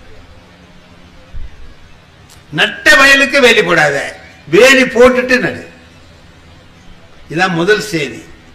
2வது, அம்மாவுக்கு செலவுக்கு பணம் கொடுக்காதேன்னு. பெத்த தாய்க்கு பணம் கொடுக்காதேன்னு சொல்றீங்களா? இதுல இல்லடா, நீ வேலை பார்ப்ப, வேலைக்கு போவ, படிச்சு முடிச்சுட்டு பாஸ் பண்ணிட்டு வேலைக்கு போவ. அப்படி போற போது சம்பாதிப்பதை நீ கையில வச்சுக்கிட்டு அம்மாவுக்கு அடை எனக்கு இன்னைக்கு ஊருக்கு போகணும் ஒரு 10 ரூபா கொடுன்னு உங்ககிட்ட கேட்கிற மாதிரி வச்சுக்காத. அப்ப என்ன செய்யறது அப்படின்னா, பணத்தை சம்பளம் வாங்கணும்னு அம்மா கிட்ட கொடுத்துடு, உனக்கு வேண்டியது அவங்ககிட்ட கேட்டு வாங்க. அப்படி நீ கேட்டு வாங்கினீன்னா அந்த அம்மா மனசு எவ்வளவு சந்தோஷப்படும்னு உனக்கு தெரியுமா? அப்படின்னு நான் அவங்க என்கிட்ட கேட்டு வாங்குறத விட அவங்க கிட்ட கொடுத்துட்டு நான் கேட்டு வாங்கணும். அம்மா ஊருக்கு போறேன் ஒரு 10 ரூபா கொடு அப்படின்னு. 3வது, தெரிஞ்ச கேள்விக்கு பதில் எழுதாதேன்னு சொன்னீங்களே, ஏன்னு அது சொன்னார் அவரு. அப்படி கொஸ்டின் பேப்பரை எடுத்தா ஏதேனும் 5 வினாக்களுக்கு விடைகளின்னு இருக்கும் இல்ல? ஏதாவது 5 வினாக்கள், அதுல 8 கேள்வி இருக்கும். 8ல ஒரு 5 தேர்ந்தெடுத்து நம்ம எழுதணும். இப்ப அவன் என்ன செய்வான்னா, எடுத்து வச்சுக்கிட்டு தேடுவான். இதுல எங்க இருக்கு தெரிஞ்ச கேள்வி அப்படின்னு. இதா தெரியாது, இது வாத்தியார் தான் தெரியும், நமக்கு தெரியாது அப்படின்னு ஒண்ணு விட்டுட்டே வருவான். அப்படி தேடுறவனா இருக்கக்கூடாது. என்ன செய்யணும் தெரியுமா? உடனே வரிசையா எழுதுற மாதிரி இருக்கணும். தெரிஞ்ச கேள்வியை தேடுறவனா இருக்கக்கூடாது. எல்லா கேள்வியும் உனக்கு தெரிஞ்சிருக்கணும். வரிசையா கிட்ட எழுதிட்டு போற மாதிரி. எப்ப நீ தேடுறியோ அப்ப நீ சரியா படிக்கலன்னு அர்த்தம். தெளிவா இருந்தீன்னா எல்லா கேள்விக்கும் உனக்கு விடை தெரியும், நீ எழுதுவே அப்படின்னு அவர் சொன்னார். எவ்வளவு சரியான விளக்கம் இல்லையா? இந்த 3 விளக்கங்களும் என் வாழ்க்கையில அன்னைக்கு அவர் சொல்லி கொடுத்தது. இன்னைக்கு வரைக்கும் என் வாழ்க்கையில அது நினைவுல இருக்கு. இதெல்லாம் என்னன்னு கேட்டீங்கன்னா, வாழ்க்கையில எப்படி வாழணுங்கிறத நமக்கு கற்றுக் கொடுக்கிற ஒரு விஷயம். எப்படி வாழணும்? இந்த மாதிரி வாழணும். இப்படி வாழ்ந்தா அந்த வாழ்க்கை வாழ்வாங்கு வாழுகிற வாழ்க்கை. திருவள்ளுவர் சொல்றாருல்ல, வையத்துள் வாழ்வாங்கு வாழ்பவன், வாழ வேண்டிய முறைப்படி வாழ்கிறவன். வையத்துள் எப்படி வைப்பானா? தெய்வத்துள் வானத்திலே இருக்கக்கூடிய தெய்வங்களில் ஒன்றாக அவனை மதித்து கொண்டு போய் வைப்பார். நாம அப்படி வாழ்க்கையை நடத்துகிற போது ஏனோ தானோன்னு வாழ்க்கையை வாழாமல் நாம வாழ்ற வாழ்க்கையில ஒரு நெறிமுறை இருக்கு. முதல்ல ஒண்ணு வச்சுக்குவோம், நம்முடைய வீட்டில் முதல்ல நம்ம மனைவி, அந்த மனைவியை நாம எப்படி நடத்துறோங்கிறது தான் வாழ்க்கை வாழ்வதற்கான அடிப்படை. எப்படி நடத்துறோம்? நாங்க எனக்கு கல்யாணம் ஆச்சு, எவ்வளவு நாளைக்கு முந்தி ஆயிருக்கு? இப்ப எனக்கு 87 வயசாச்சு. 60 வருஷத்துக்கு முந்தி கல்யாணம் ஆனது. இப்ப கல்யாணம் ஆன அன்னைக்கு எங்களுக்கு முதல் இரவு. நண்பர்கள் சும்மா இருப்பானா, வந்து கேலி பண்ணுவானுவல்ல, எல்லாம் உட்காந்துக்கிட்டு பேசுறானுவோ, அது இது இதுன்னு சொல்றானுவோ. எனக்கு போங்கடா வேலையை பார்த்துக்கிட்டா அப்படின்னா போக மாட்டேங்கிறானுவோ. இப்படி இருக்கணும் அப்படி இருக்கணும் அப்படி இருக்கணும். அதுல எந்த பயலுக்கும் இன்னும் கல்யாணம் ஆகல. அவன்லாம் எனக்கு யோசனை சொல்றான்.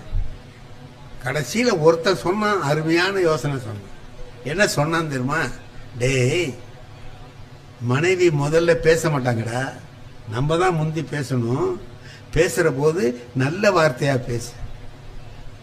உன் குடும்பத்தை பத்தியும் அவங்க குடும்பத்தை பத்தியும் நல்ல எண்ணம் உண்டாகிற மாதிரி நல்ல வார்த்தைகளை பேசி உங்க வாழ்க்கையை தொடங்குங்க.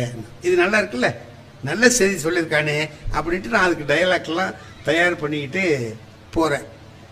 அதுக்கு அவசியமே இல்லை. என் மனைவியே முதல்ல பேசினாங்க. என்ன பேசினா தெரியுமா? நான் எவ்வளவோ பொம்பளைங்களை பார்த்துருக்கேன், ஆனா உங்க அம்மா மாதிரி ஒரு ராட்சசி உலகத்திலேயே இல்லைன்னா. இன்னைக்கு தான் வந்திருக்கா. எனக்கு நான் 25 வருஷமா எங்க அம்மாவை பார்த்துட்டு இருக்கேன். எனக்கு எங்க அம்மாவை பத்தி அவ சொல்றா, உங்க அம்மா மாதிரி ஒரு ராட்சசி உலகத்திலேயே இல்லை. இப்ப நான் என்னங்க பண்றது? மனசுல ஆத்திரம் கொந்தளிக்குதா இல்லையா? என்னடா இன்னைக்கு தான் வந்திருக்கேன், என்ன எங்க அம்மா யாரு, என்ன அவங்க குணம் என்ன உனக்கு ஒன்றும் தெரியாது, தெரியாமலே அம்மாவை ராட்சசின்னு நீ சொல்றீங்க, என்ன கோபம் வருது. ஓங்கி ஒரு அறை விட்டு வரலாமா அப்படின்னு புத்தி வருது. அப்புறமா பார்த்தா அதுக்காக வந்த வேலையை பார்க்கணுமே தவிர அதை விட்டுட்டு வேற வேலை பார்க்கக்கூடாது அப்படின்னு நான் சொன்னேன். நீ சொல்றது கரெக்ட் தான், நானும் கவனிச்சுக்கிட்டு தான் இருக்கேன். மறுநாள் காலையில எங்க அம்மா கிட்ட சொன்னேன், உன்னை பத்தி என் பொண்டாட்டி இப்படி சொன்ன அம்மா. இதுக்கு எங்க அம்மாவுக்கு ஆத்திரம் வரணுமா இல்லையா, கோபம் வரணுமா இல்லையா? அவ சொன்னது கிடக்கட்டும், நீ என்ன செஞ்சேன்னா நான் அனுசரிச்சு போயிட்டோம்மான்னு. அதான்டா வாழ்க்கை, அதான்டா வாழ்க்கை. உங்க அப்பா கிட்ட நான் சொன்னதை விட அவ ஒன்னும் அதிகமா சொல்லடா.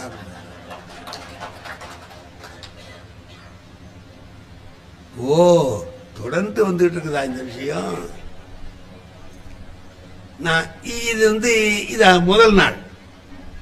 அப்புறம் போக போக என்ன ஆச்சு அப்படின்னு கேட்டீங்கன்னா, நாங்க 4 பேர் அண்ணன் தம்பி, எங்க அம்மாவுக்கு 4 மருமக. இந்த 4 பேர்ல என் மனைவியில தான் அவங்க ரொம்ப அன்பா இருந்தாங்க. ஏதாவது முக்கியமா அவங்க மனசுல உள்ளதை சொல்லணும்னா என் மனைவிட்ட சொல்லுவாங்க. இது எப்ப ஒரு 10 வருஷம் கழிச்சு நான் பாக்குற போது எனக்கு ஆச்சரியமா இருக்கு. அன்னைக்கு இப்படி சொன்னாலே இன்னைக்கு இப்படி நடந்துக்கிறாங்க, 2 பேரும் அவ்வளவு நட்பா இருக்காங்களே அப்படின்னு. இதுக்கு என்ன காரணம்னு யோசிச்சேன். 2 பேர்ட்டையும் இருக்கு. எங்க அம்மாவும் அதை ஒரு பெரிய விஷயமா எடுத்துக்கல, என் மனைவியும் அதுக்கு பிறகு புரிஞ்சு, ஓ இவங்க அப்படி இல்லை, நாம மாமியார்னா கெட்டவங்க நினைச்சிட்டு வந்தோம், அப்படி இல்லை அப்படின்னு தெரிஞ்சு நடந்துக்கிறாங்க பாருங்க. அப்ப என்ன ஆகுதுன்னா வாழ்க்கை இனிமையான வாழ்க்கையாகுது. வாழ்க்கை இனிமையான வாழ்க்கையா ஆகணும்னா ஒருத்தர் புரிஞ்சுக்க, முதல்ல புரிஞ்சுக்கிறது கொஞ்சம் கஷ்டமா இருக்கும்.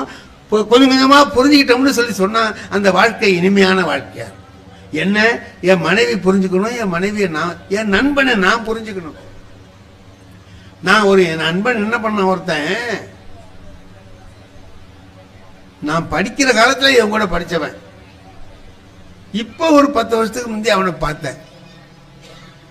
வரதராஜா மாதிரி இருக்கானேன்னு எனக்கு ஒரு நினைப்பு வந்தது.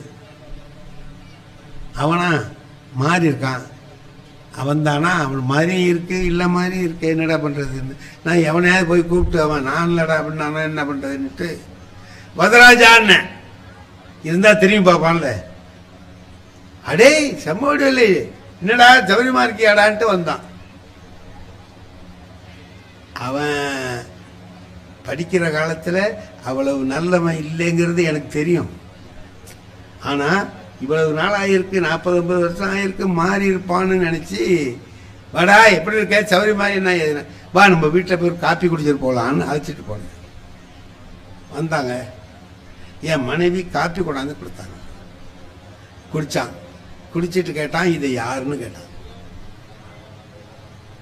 என் மனைவிடா அப்படின்னு.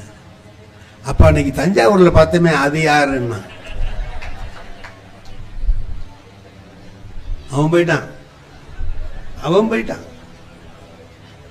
1 மாசம் ஆச்சு இத விலைக்கு. அப்ப அவன் மாறி இருப்பான்னு நினைச்சு, அவன் மாறல, அவன் அப்படியே தான் இருக்கிறான்.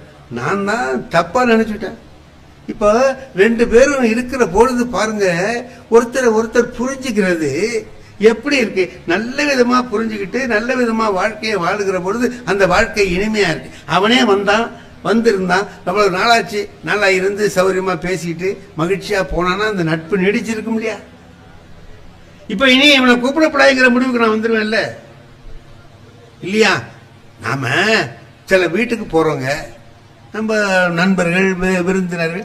நான் எங்க நாகூர் தான் நான் பிறந்த ஊரு. அங்க போவேன், எங்க அண்ணன் இருக்காரு, எங்க தம்பி 2 பேர் இருக்கிறான், எல்லாரும் இருக்கிறான். அவங்க வீடெல்லாம் அங்கேயே தான் இருக்கு. நான் தான் திருவாரூர்ல இருந்து போவேன். அவங்க வீட்டுக்கெல்லாம் போகக்கூடாதுன்னு என் நண்பர் ஒருத்தர் இருக்கிறார், அவர் வீட்டுக்கு போவேன். ஏன்னா நம்ம நண்பர்கிட்ட வீட்டுக்கு போகணும் அப்படின்ட்டு மத்தியானம் நேரம் ஆயிட்டு, 1 மணி 1:30 மணி ஆயிட்டு, சரி போவோம் அவர் வீட்டிலேயே சாப்பிடலாம்னு நினச்சிக்கிட்டு போறேன். அவர் என்ன பண்ணார், வாயா என்ன சாப்பாட்டு நேரத்தில் வந்திருக்க, ஆனா நீ தான் நம்ம வீட்டுல எல்லாம் சாப்பிட மாட்டியேன்னாரு. நான் சாப்பிடலான்னு தான் போறேன், நீ தான் நம்ம வீட்டுல எல்லாம் சாப்பிட மாட்டியேன்னாரு. நான் பார்த்தேன், இனி அண்ணன் வீட்டுக்கெல்லாம் போக முடியாது, இவன் வீட்டுலாம் தின்ன ஆகணும். இவனோ இப்படி சொல்றான், சரி என்னடா பண்ணலான்னு பார்த்தேன். நான் சாப்பிட மாட்டேன்னு சொன்னாலும் நீ விட்டுறவா போறேன்னு.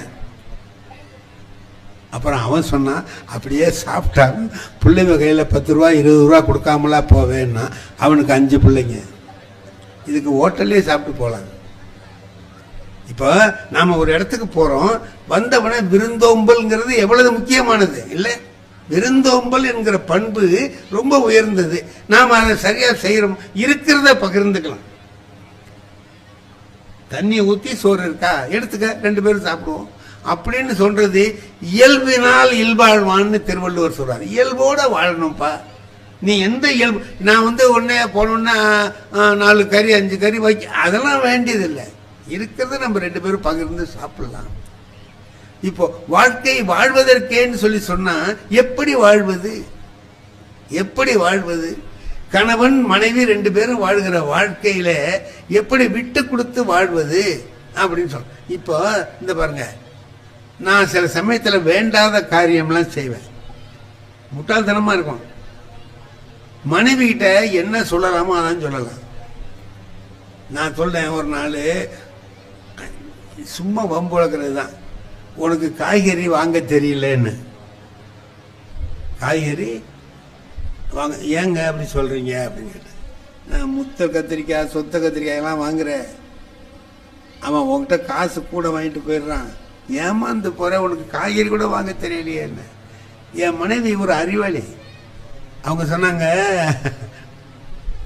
சரிதாங்க நீங்கள் சொல்கிறது, இன்னைக்கு ஞாயிற்றுக்கிழமை தானே, நீங்கள் போய் வாங்கிட்டு வந்து காமிங்க எப்படி வாங்கணும்னு, அதே மாதிரி நான் வாங்குறேன், இது நல்லா தானே. சரி வான்னு கடத்தருக்கு போய் காய்கறி வாங்கலான்னு போனால் முதல்ல என்கிட்ட படித்த பையன் காய்கறி கடை வச்சிருக்கிறான். நீ அதையாவது வச்சுக்கிடாப்பான்னு நினச்சிக்கிட்டு போனேன். அவன் அங்கே ஏன் வரமாட்டீங்க வந்திருக்கீங்க அப்படின்னா, சொல்லுடா அண்ணன், உட்காருங்க ஐயா, என்ன வேணும் சொல்லுங்க. நான் எழுதிக்கிட்டு போயிருந்தேன், கொடுத்தேன். தேங்காய் 2ன்னு, முதல்ல தேங்காய் 2. அவன் என்ன செய்யறான் சார், தேங்காயை எடுக்கிறான், இப்படி ஆட்டுறான், அப்புறம் இப்படி முட்டுறான், முத்தா காயா இருக்கான்னு பார்க்கறானா என்னமோ நான் நினைச்சேன், அப்படி முட்டுறான், தூக்கி போட்டுறான். அவனுக்கு பிடிக்கல, ஐயாவுக்கு இதை கொடுக்கக்கூடாது. 100 காய் எடுத்தான் சார், தட்டினான் போட்டான், ஆட்டுறான் தட்டுறான் போட்டுறான், ஆட்டுறான் தட்டுறான் போட்டுறான், அதுல 2 எடுத்தான். அப்பா, நம்மகிட்ட படிச்ச மாணவன் நம்மளை மறக்கவே இல்லை பாரு, எவ்வளவு தேர்ந்தெடுத்து கொடுக்குறான். ஏதோ 2 காயை கொடுத்தோன்னு இல்லை, செலக்ட் பண்ணி கொடுக்குறான் பாரு அப்படின்னு நினச்சிக்கிட்டு மகிழ்ச்சியா இருந்தேன். எடுத்து கொடுத்தான், கத்திரிக்காய் இது என்னென்னமோ எல்லாம் போட்டு கொடுத்தான். வீட்டில் கொண்டு வந்து கொடுத்தேன். முதல்ல சட்னி அரைக்கிறதுக்கு என் மனைவி ஒரு தேங்காய் எடுத்து உடைச்சி அந்த மூடி 2ஐயும் எடுத்துக்கிட்டு அப்படி வந்தாங்க என்கிட்ட. இது வரைக்கும் நீங்கள் வாங்கிட்டு வந்த தேங்காய் நான் சட்னி அரைக்க தானே வாங்கிட்டு வர சொன்னேன், வழித்து சாப்பிடலாம் போல இருக்கு. இளநியில நல்ல இளநியா இருக்கு. இளநீ வாங்கினா கூட இவ்வளவு பக்குவமாக இருக்காது, நீங்கள் வாங்கினது ரொம்ப பக்குவமான இளநியா இருக்கு. நான் தேங்காய் தானேங்க உங்களை வாங்கிட்டு வர சொன்னேன். சே, இந்த பையன் நம்மளை ஏமாத்திட்டானேன்னு வருத்தமாக உட்காந்துருந்தாங்க.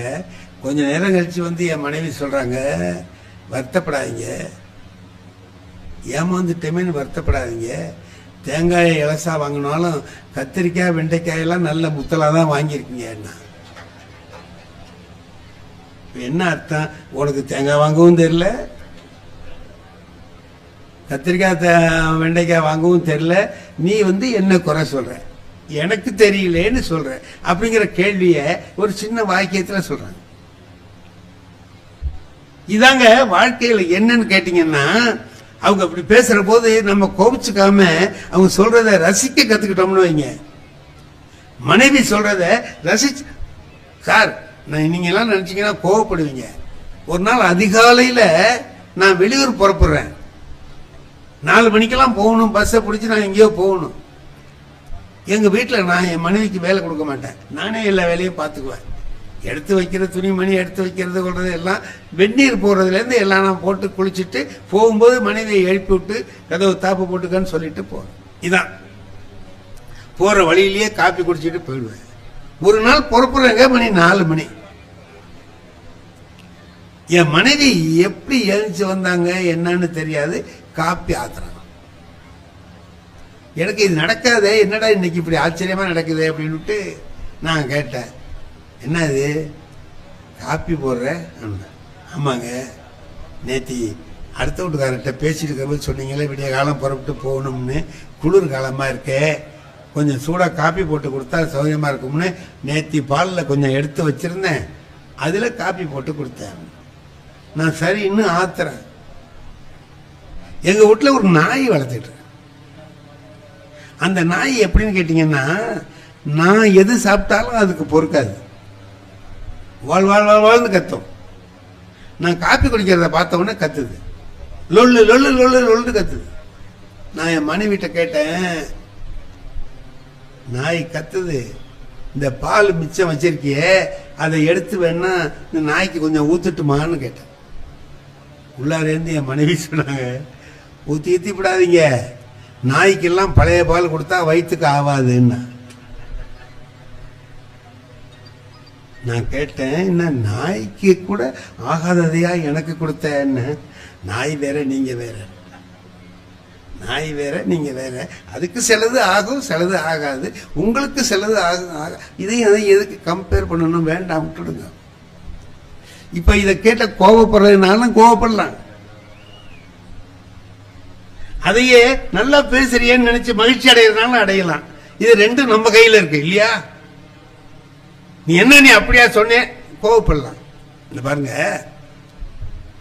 காலையில் புறப்புறோம், வெளியில புறப்புறோம், நல்லா யோசனை பண்ணி பாருங்க. தேங்காய் எண்ணெய் தடவி தலை சீவணும், தேடி பார்க்குறோம் காணும். இப்படி பார்க்குறோம் தேங்காய் எண்ணெய் காணும். இங்கே வச்சுருந்த தேங்காய் எண்ணெய் கத்துவோம்.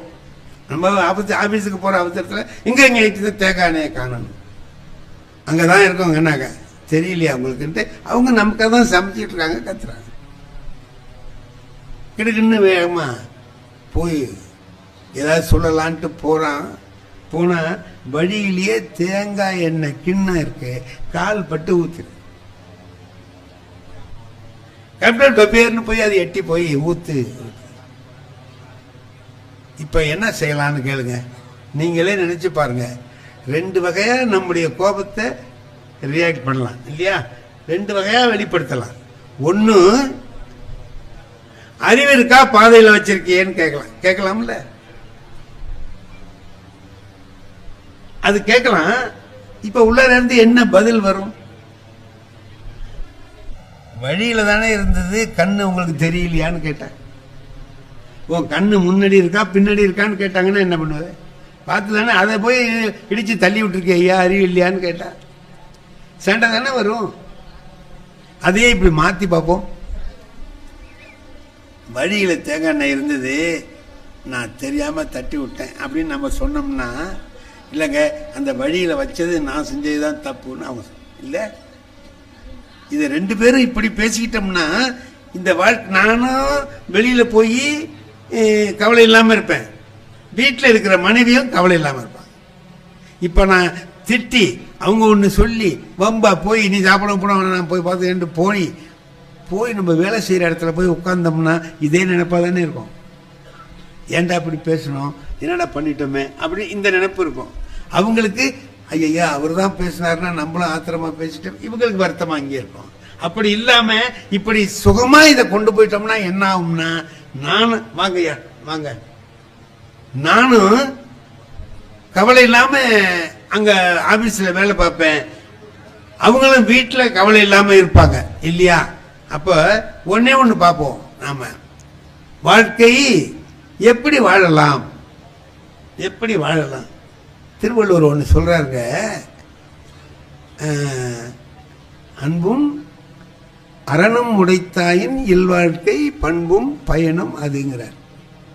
இப்ப இதுக்கு என்ன அர்த்தம்? இதுக்கு என்ன அர்த்தம்? வாழ்க்கை நடத்துறதுக்கு ஒரு முதல் போடணும். இப்போ ஒரு வியாபாரம்னு வச்சுக்குவோம், வியாபாரத்துக்கு ஒரு முதல் போடணும்ல, கேபிட்டல் ஒன்று போடணும். எவ்வளவு ரூபா பணம் போட்டு ஆரம்பிக்கிறீங்க? 2 லட்சம் போட்டிருக்கேன், 5 லட்சம், ஏதோ ஒன்று சொல்லுவாங்க.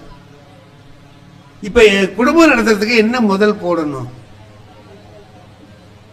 திருவள்ளுவர் சொல்றார், அன்பை முதலா போடுங்கிற. அன்பை வச்சுக்கோ. ஏன் அன்பு என்னத்துக்கு? என்ன ஒண்ணு இல்ல, அன்பு இருந்தா குற்றம் தெரியாதுடா. அன்பு இருந்ததுன்னா இன்னொருத்தர் செய்யறதுல குற்றம் காணுகிற மனசு வராது, அதுல என்ன நல்லது இருக்குன்னு பாக்குற புத்தி வரும். நாம ஒரு பழமொழி ஊர்ல சொல்றோமா இல்லையா, வேண்டாத பொண்டாட்டி கைப்பட்டா குத்தம் கால்பட்டா குத்தம் அப்படின்னு சொல்றோம்ல. இப்படியே மாத்தி பாருங்க. அப்ப வேண்டிய பொண்டாட்டியா இருந்தா கால்பட்டா குத்தம் இல்லைன்னு அர்த்தம்.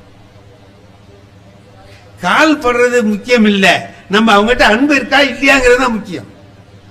அன்பு இருந்ததுன்னா அவங்க செஞ்ச செயல் குத்தமா தெரியும், அன்பு இல்லைன்னா அதுவே நல்லதா தெரியும். மகிழ்ச்சியா எல்லாத்தையும் எடுத்துக்கிட்டு போறதுக்கு ஒரு பழகிட்டோம்னு சொல்லி சொன்னா எல்லாமே இன்பமயமா இருக்கும். சரி, அன்பை போட்டு வியாபாரத்தை தொடங்கியாச்சு, அன்பை போட்டு மனைவி கிட்ட அன்பா இருக்கும், மனைவி நம்ம கிட்ட அன்பா இருக்காங்க, 2 பேரும் அன்பா இருக்காங்க. ஒரு பாட்டு இருக்கு, ஒரு குறுந்தொகைன்னு ஒரு செய்யுள், ஒரு இலக்கியம் இருக்கு, அதுல ஒரு பாட்டு இருக்குது. ஒருத்தன் காதலிக்கிற போது என்ன பண்றான், மனைவியோட காதலியோட பேசிட்டு இருக்கிறான். அப்ப அவ என்ன பண்றா, ஒரு வெத்தலை பாக்கு கொடுக்குற இது மாதிரி அதுக்குள்ளார வேப்பங்கொட்டையை வச்சு கொடுத்துடுறான்.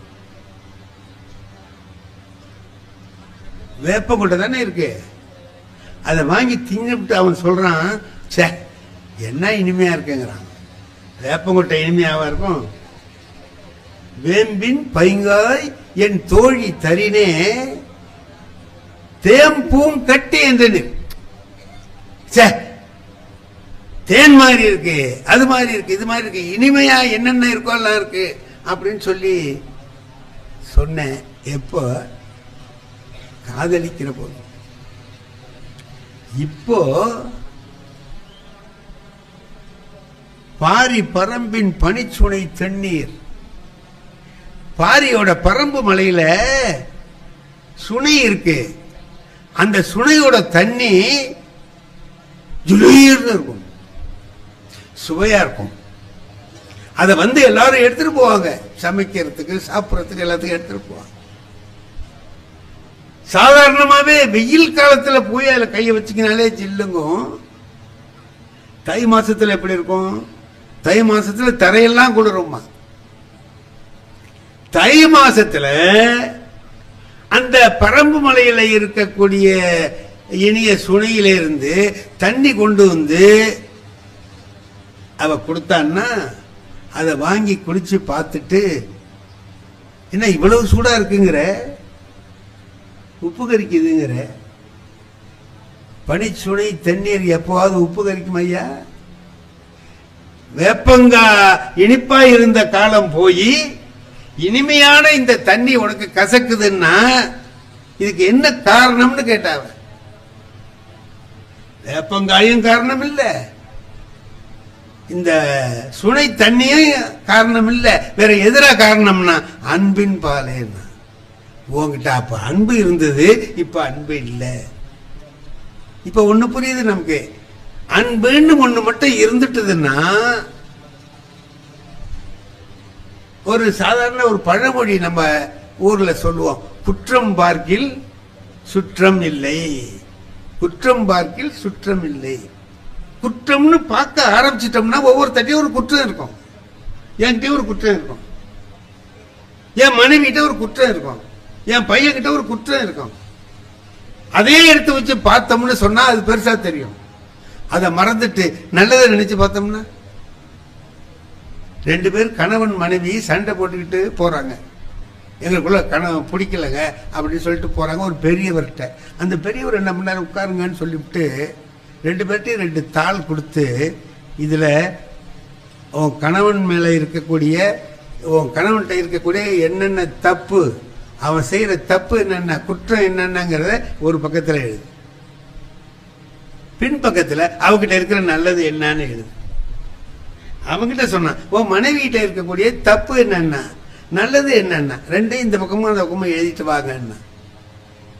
எத்தனை நம்பர் போட்டு எழுதுறான்னா, எவ்வளவு தப்பு இருக்கு, 9 தப்பு இருக்கு, எவ்வளவு ரைட் இருக்கு, 15 தப்பு இருக்கு, இன்னும் நல்லது இருக்கு. ஏன் 15 நல்லதை மறந்துட்டு 9 தப்பையே நினைக்கிறியே, தப்பு இல்லாதவன் யார்தான் இருக்கான்? ஏதாவது ஒரு குறை இருக்கும், அந்த குறையை நீக்கிட்டு இது பார்க்கணும்னா, அதனால்தான் அவன் என்ன பண்றான், வேப்பங்காய நல்லா இருக்குங்கிறான், தண்ணிய நல்லா இல்லைங்கிறான். என்ன காரணம்? அன்பு. திருவள்ளுவர் சொல்றார், அன்பை முதல்ல போடு. சரி, லாபம், ஒரு வியாபாரம் பண்ணோம்னா லாபம் வரணும்ல நமக்கு. என்ன அதுல லாபம் இருக்கு அப்படின்னா, அதோடைய பயன் வேணும்ல. என்ன பயன்? அறம் செய்வதுதான் பயன். 4 பேருக்கு நல்லது செய்யலாம்டா. குடும்பத்தில் இருந்தீன்னா, தனியா இருந்தா உன்னால முடியாது. அன்பும் அரணும் உடைத்தாயின் இல்வாழ்க்கை பண்பும் பயனும் அது. இப்ப இப்படி செஞ்சு நீங்க வாழ்க்கையை நடத்துகிற பொழுது அந்த வாழ்க்கையில இந்த அறம் வந்துடுது. அறத்தை விளை யார் என்ன அறம்ங்கிறது என்ன? ஊருக்கெல்லாம் போய் தர்மம் பண்ண, வீட்டுல இருந்து நல்லது செஞ்சாலே அறம் தானே. அவரு திருமூலர் சொல்றாரு, எது பெரிய அறம்னா, இன்னொருத்தங்கிட்ட சிரிச்சு பேசினாலே அறம் தான்டா. யாவர்க்குமாம் பிறருக்கு இன்னொரு. நீ சும்மா சிரிச்சு பேசு. சிரிச்சு பேசுறதுக்கு முடியுங்களா? ஒருத்தன் என்ன ரொம்ப முட்டா பய, முரட்டு பய, சோம்பேறி பய, தின்ன தொங்கி பய. யாரோ 2 பேர் தெருவில் பேசிட்டு போறான். திருமூலர் சொல்றது கரெக்ட் தான் பேசுறான். என்ன திருமூலர் சொல்றது கரெக்ட்? இவன் போனா என்ன, இவன் சோம்பேறி பய, திண்ணையில படுத்துக்கிற பய. என்ன திருவள்ளுவர் சொன்னது சரிதாங்கிறீங்க, திருமூலர் சொன்னது என்னன்னு கேட்டான் அவர்கிட்ட போய். அவன் சொன்னான், திருமூலர் சொல்றாரு நல்ல தர்மங்களை அறங்களை எப்படி செய்யலாம்னு அவர் சொல்லியிருக்கிறாரு. எங்க இருக்கு அவர் வீடு? இங்க இருக்கு. கொஞ்சம் சுலபமான விஷயமா சொல்லுவாரா? சொல்லுவா, நல்லா சொல்லுவார். போங்க போய் கேளுங்க. இவன் அவர்கிட்ட வீட்டை தேடி போய் கேட்கிறான், நீங்க தான் திருமூலரான்னு கேட்டான். ஆமான்னு.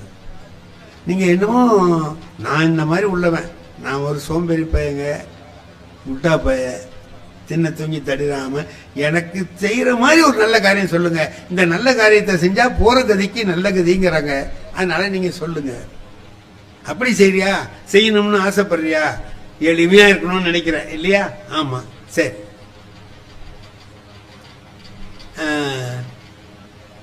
உங்க தெருவில் போற வழியில வில்வ மரம் இருக்கா? இருக்கு. அதுல ஏறி 4 வில்வ தழைய பறிச்சு பக்கத்துல எங்கேயாவது சிவலிங்கம் இருக்கும், அது தலையில போட்டுட்டு போ. அதுவே தர்மம் தாண்டா.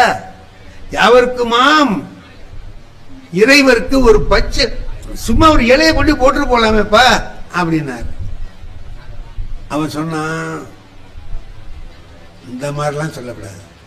மரத்துல ஏறணும், இலைய பறிக்கணும், எங்கடா சிவலிங்கம் இருக்குன்னு பார்க்கணும். நான் சொன்னேன், சுலபமா சொல்லியான்னு சொன்னேன். நீ என்னையா இப்படி சொல்ற அப்படின்னு. அது பண்ணால முடியாதுங்கிறியா, இன்னும் கொஞ்சம் சுலபமா சொல்லட்டுமா அப்படின்னார். என்ன அப்படின்னா, இப்ப ஒரு நல்ல சௌரியம் ஆயிட்டு பார்த்தீங்களா, யாரும் போக முடியாது.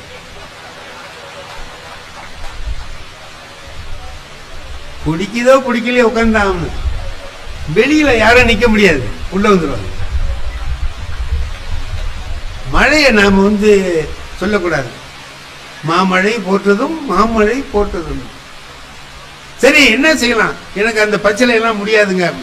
சரி அப்போ நீ ஒண்ணு செய்ய, போற வழியில புல்லு இருக்கும்ல, ஆமா அதை புடுங்கி பசுமாட்டு வாயில கொடுத்துட்டு போடான்னு.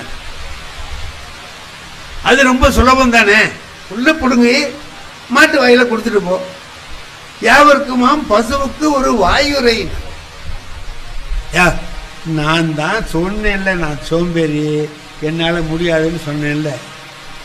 குனி, புல்ல புடுங்கு, மாட்டு வாயில கொடுக்கும் போதே மாட்டு வாயில கொடுத்தாக்கா அது கடிச்சாலும் போச்சு. இதெல்லாம் என்னத்துக்கு, எனக்கு வேண்டாம், நீ ஒன்றும் சரியா வர மாட்டே போறேன்னா. திருமூலர் சொன்னார், போயிடாத இரு, இதை விட சுலபமா நான் ஒன்று சொல்றேன். என்னன்னா, சாப்பிடுவியா? சாப்பிட்றேன். எத்தனை வேளை சாப்பிடுவேன்? ஒரு 3 வேளை சாப்பிடுவேன். அப்படின்னா நீ சாப்பிடுற போது யாராவது ஒருத்தர் எனக்கு பசிக்குதுன்னா நீ வச்சிருக்கிற சாப்பாட்டுல ஒரு புடி எடுத்து அவனுக்கு கொடுன்னு, ஒரே ஒரு புடி எடுத்து அவனுக்கு கொடு. யாவருக்குமாம் உண்ணும் போது ஒரு கைப்பிடி தான், ஒரு கிண்ணத்தில் அள்ளி கொண்டாந்து கொடுங்கலாம் சொல்லல, ஒரு கைப்பிடி சோறு எடுத்து கொடு. அவன் சொன்னா, நான் திங்கிறது எனக்கே பத்தல, இதுல இவனுக்கு இன்னொருத்தனுக்கு எப்படியா கொடுக்கறது, இதெல்லாம் சரியா வராதுன்னா இன்னொன்னு சொல்றேன்னார். கடைசியா சொன்னார், யாவருக்குமாம் பிறருக்கு இன்னுரை தானே, எல்லாத்தையும் இனிமையா பேசுப்பா, அதே போதும்னா. எனக்கு அந்த மூஞ்சே கிடையாதுன்னா, அந்த மாதிரி மூஞ்சி எனக்கு இல்லைங்க. இப்ப என்னதான் பண்றதுன்னா, இதை விட சுலபமா ஏதாவது தெரியுமான்னா, அடுத்த தெருவில் திருவள்ளுவர் இருக்காரு, அவரை போய் கேளுங்க, அவர் இதை விட சுலபமா சொல்ற ஆள் தான் போ அங்க. திருவள்ளுவர்கிட்ட போனா, என்னையா இந்த மாதிரி அந்த ஆள்கிட்ட போனா, அந்த சொன்னா ஏதாவது சுலபமா செய்யறதா இருந்தா சொல்லு, அவன் மாதிரியே நீட்டமா சொல்றேன்னா நீ சொல்ல வேண்டாம் அப்படின்னு. நான் சுலபமா சொல்றேன், நீ ஒன்றும் செய்ய வேண்டாம். இது நல்லா இருக்கேன்னா, நீ எதுவுமே செய்ய வேண்டாம். அப்ப மனத்துக்கண் மாசு இலனாதல் அணை. மனதுல குற்றமில்லாம இருக்க அது போதும், அதுவே அறம் தான். நீ வேற ஒண்ணும் செய்ய வேணாம், மற்றதெல்லாம் சும்மா ஆரவாரம் அப்படின்ட்டு. இது தேவலாமே. திருவள்ளுவர் சொன்னார், நீங்க போங்க நாளைக்கும் என்ன வந்து பாருங்க. இந்த பாரு, ஏன் தினம் வர சொல், நாளைக்கு வாங்க பேசிட்டு போய் வாங்கலேன். இவன் போயிட்டான், மறுநாள் வந்தான். என்ன நான் சொன்னபடி செஞ்சிட்டு இருக்கீங்களான்னு கேட்டார் திருவள்ளுவர். ஆமாங்க அப்படிதான், மனசுல குற்றம் இல்லாமல். அப்படி சொன்னா பத்தாது, நீ போனதுக்கு பிறகு நடந்ததெல்லாம் எனக்கு கொஞ்சம் சொல்லுங்க. என்ன நான் போனேங்களா, இந்த அடுத்த வீட்டுல ஒருத்தன் மாடு வாங்கிட்டு வந்து கட்டியிருந்தான், அதானே பாக்கி நான் சொல்றேன் திருவள்ளுவர். என்ன இந்த பைய மாடு வாங்கிட்டான்னு நினைச்சிருப்பியே நீ? ஆமா நினைச்சேன். கரெக்டியா? அடுத்தபடி இதே மாதிரி மாடு இதை விட 2 படி கூட கறக்கிற மாதிரி நம்ம வாங்கணும் அப்படின்னு நினைச்சிருப்பியே? என்ன? ஆமா ஐயா, எப்படியா உனக்கு தெரியுது? அது அடுத்தபடி சொல்றேன், அது நம்மளால முடியாதுன்னு உனக்கு தெரியும், சோம்பேறித்தனமா இருக்கிறோம், நம்மளால முடியாதுன்னு. அப்ப அவன் வச்சிருக்கிறவன் மேல கோபம் வந்திருக்குமே உனக்கு. ஆமா, கோபம் தான் வந்து. அவன் மாடு எங்க வீட்டு பக்கமா நின்று சாணி போட்டுச்சு, அவனை பிடிச்ச. மாடு வாங்க தெரியுது, கொட்டாய் கட்ட தெரியலையோ, தெருல விட்டு எங்க வீட்டுக்கிட்ட வந்து சாணி போடுது, மாடு நான் அங்க போங்கடா அப்படின்னா அவனை சொன்னேன். அதான் சொல்லியிருப்பியே நீ, கோபமா கடுமையான வார்த்தைகளை பேசியிருப்பியே. என்ன? ஆமாண்ணா, இது நாளும் செஞ்சா நீ இந்த அறம் செய்யலேன்னு அர்த்தம். நான் சொன்ன மனதுக்கண் மாசிலனாதல் உங்ககிட்ட இல்லைன்னு அர்த்தம். அழுக்காறு அவ வெகுளி இன்னா சொல் 4ம் இழுக்கா இயன்றது அறம். அப்ப அவன் சொன்னான், உனக்கு அந்த ஆளே தேவலான்ட்டான். உங்ககிட்ட வந்தா வாழ்நாள் புறாவும் கஷ்டப்படணும் போல இருக்கடா, அந்த ஆளே தேவலான்னா. என்னடா பெரிய தர்மம், வாழ்க்கையில வாழ்வதில் என்ன பெரிய விஷயம்னா என்ன செய்யலாம்? அறம் செய்யணும், மனதிலே குற்றம் இல்லாமல் இருக்கணும் அப்படின்னு சொல்லி சொன்னா நல்லது செய்யலாம். எப்படி நல்லது செய்யறது? 4 பேருக்கு உதவி செய்யலாம், 10 பேருக்கு சாப்பாடு கொடுக்கலாம், கோயிலுக்கு போகலாம், சாமி கும்பிடலாம். இங்க தவத்திரு குன்றக்குடி அடிகளார் இருந்தாங்க. அவங்க ஒரு நல்ல செய்தி ஒன்று சொல்லுவாங்க, அருமையான செய்தி. பழனிக்கு பக்கத்துல ஒரு 25 கிலோமீட்டருக்கு அந்தாண்ட ஒரு ஊர் இருக்கு. அந்த ஊர்ல உள்ள ஒருத்தர் வாழை பயிரிடணும்னு நினைச்சார், மலை வாழை. அவர் பெரிய தோப்பு, அதுல மலை வாழை கன்றுகள் வாங்கிட்டு வந்து வச்சு வளர்க்கிறார். அப்ப அவர் வேண்டிக்கிறார், பழனி முருகனுக்கு வேண்டிக்கிறார், முருகா இது நல்லா விளைஞ்சி தாரெல்லாம் நல்லா விட்டதுன்னா முதல் தாரை உனக்கு நான் கோயிலுக்கு கொடுத்துட்றேன்னு வேண்டிக்கிறேன். அப்படியே விளையுது. பாத்தீங்கன்னா ஒரு ஆள் உயரத்துக்கு தாரு, பெரிய பெரிய பழமா இருக்குது. அவருக்கு ரொம்ப மகிழ்ச்சி, முருகனை வேண்டிக்கிட்டோம், அருமையா அந்த தார் வந்திருக்குது அப்படின்னு சொல்லிட்டு. இப்போ அதை பார்த்த உடனே முதல் தாரை எடுத்தாரு, பழுக்க வச்சாரு. இதை கொண்டுட்டு போய் ஒரு ஆளை கூப்பிட்டாரு, அவன்கிட்ட கொடுத்து இதை கொண்டு போய் கோயில்ல கொடுத்து ஈவோ விட்ட ரசீது வாங்கிட்டு வா. எண்ணி பார்த்தாரு, பழம் 300 பழம் இருக்கு. 300 பழம் அதுல இருக்கு. 300 பழத்தையும் கொண்டு கொடுத்துட்டு ஐயாட்ட ரசீது வாங்கிட்டு வான்னு இவன் கொண்டு போனா. பழனி கோயில்ல கொண்டு கொடுத்தான். கோயில் அதிகாரிகிட்ட சொன்னா ரசீது கொடுங்கன்னா அவரு எண்ணி பாருங்கடான்னார். 294 பழம் தான் இருந்துச்சு, ஒரு 6 பழம் இல்லை. என்ன நடந்திருக்கு அப்படின்னா, வழியில அவனை கொண்டு போய் குடுன்னு சொன்னார்ல, குடுன்னு சொன்னவரு தூக்கிட்டு போறவன் வழியில பசியா இருந்தா சாப்பிடுவணுமே அப்படின்னு ஒரு 10 ரூபா பணம் கொடுக்க மறந்துட்டார். 25 கிலோமீட்டர் தூரம் நடந்து தூக்கிட்டு தூக்கிட்டு போறேன்னா அவனுக்கு வெயில் எப்படி இருக்கும், கஷ்டம்.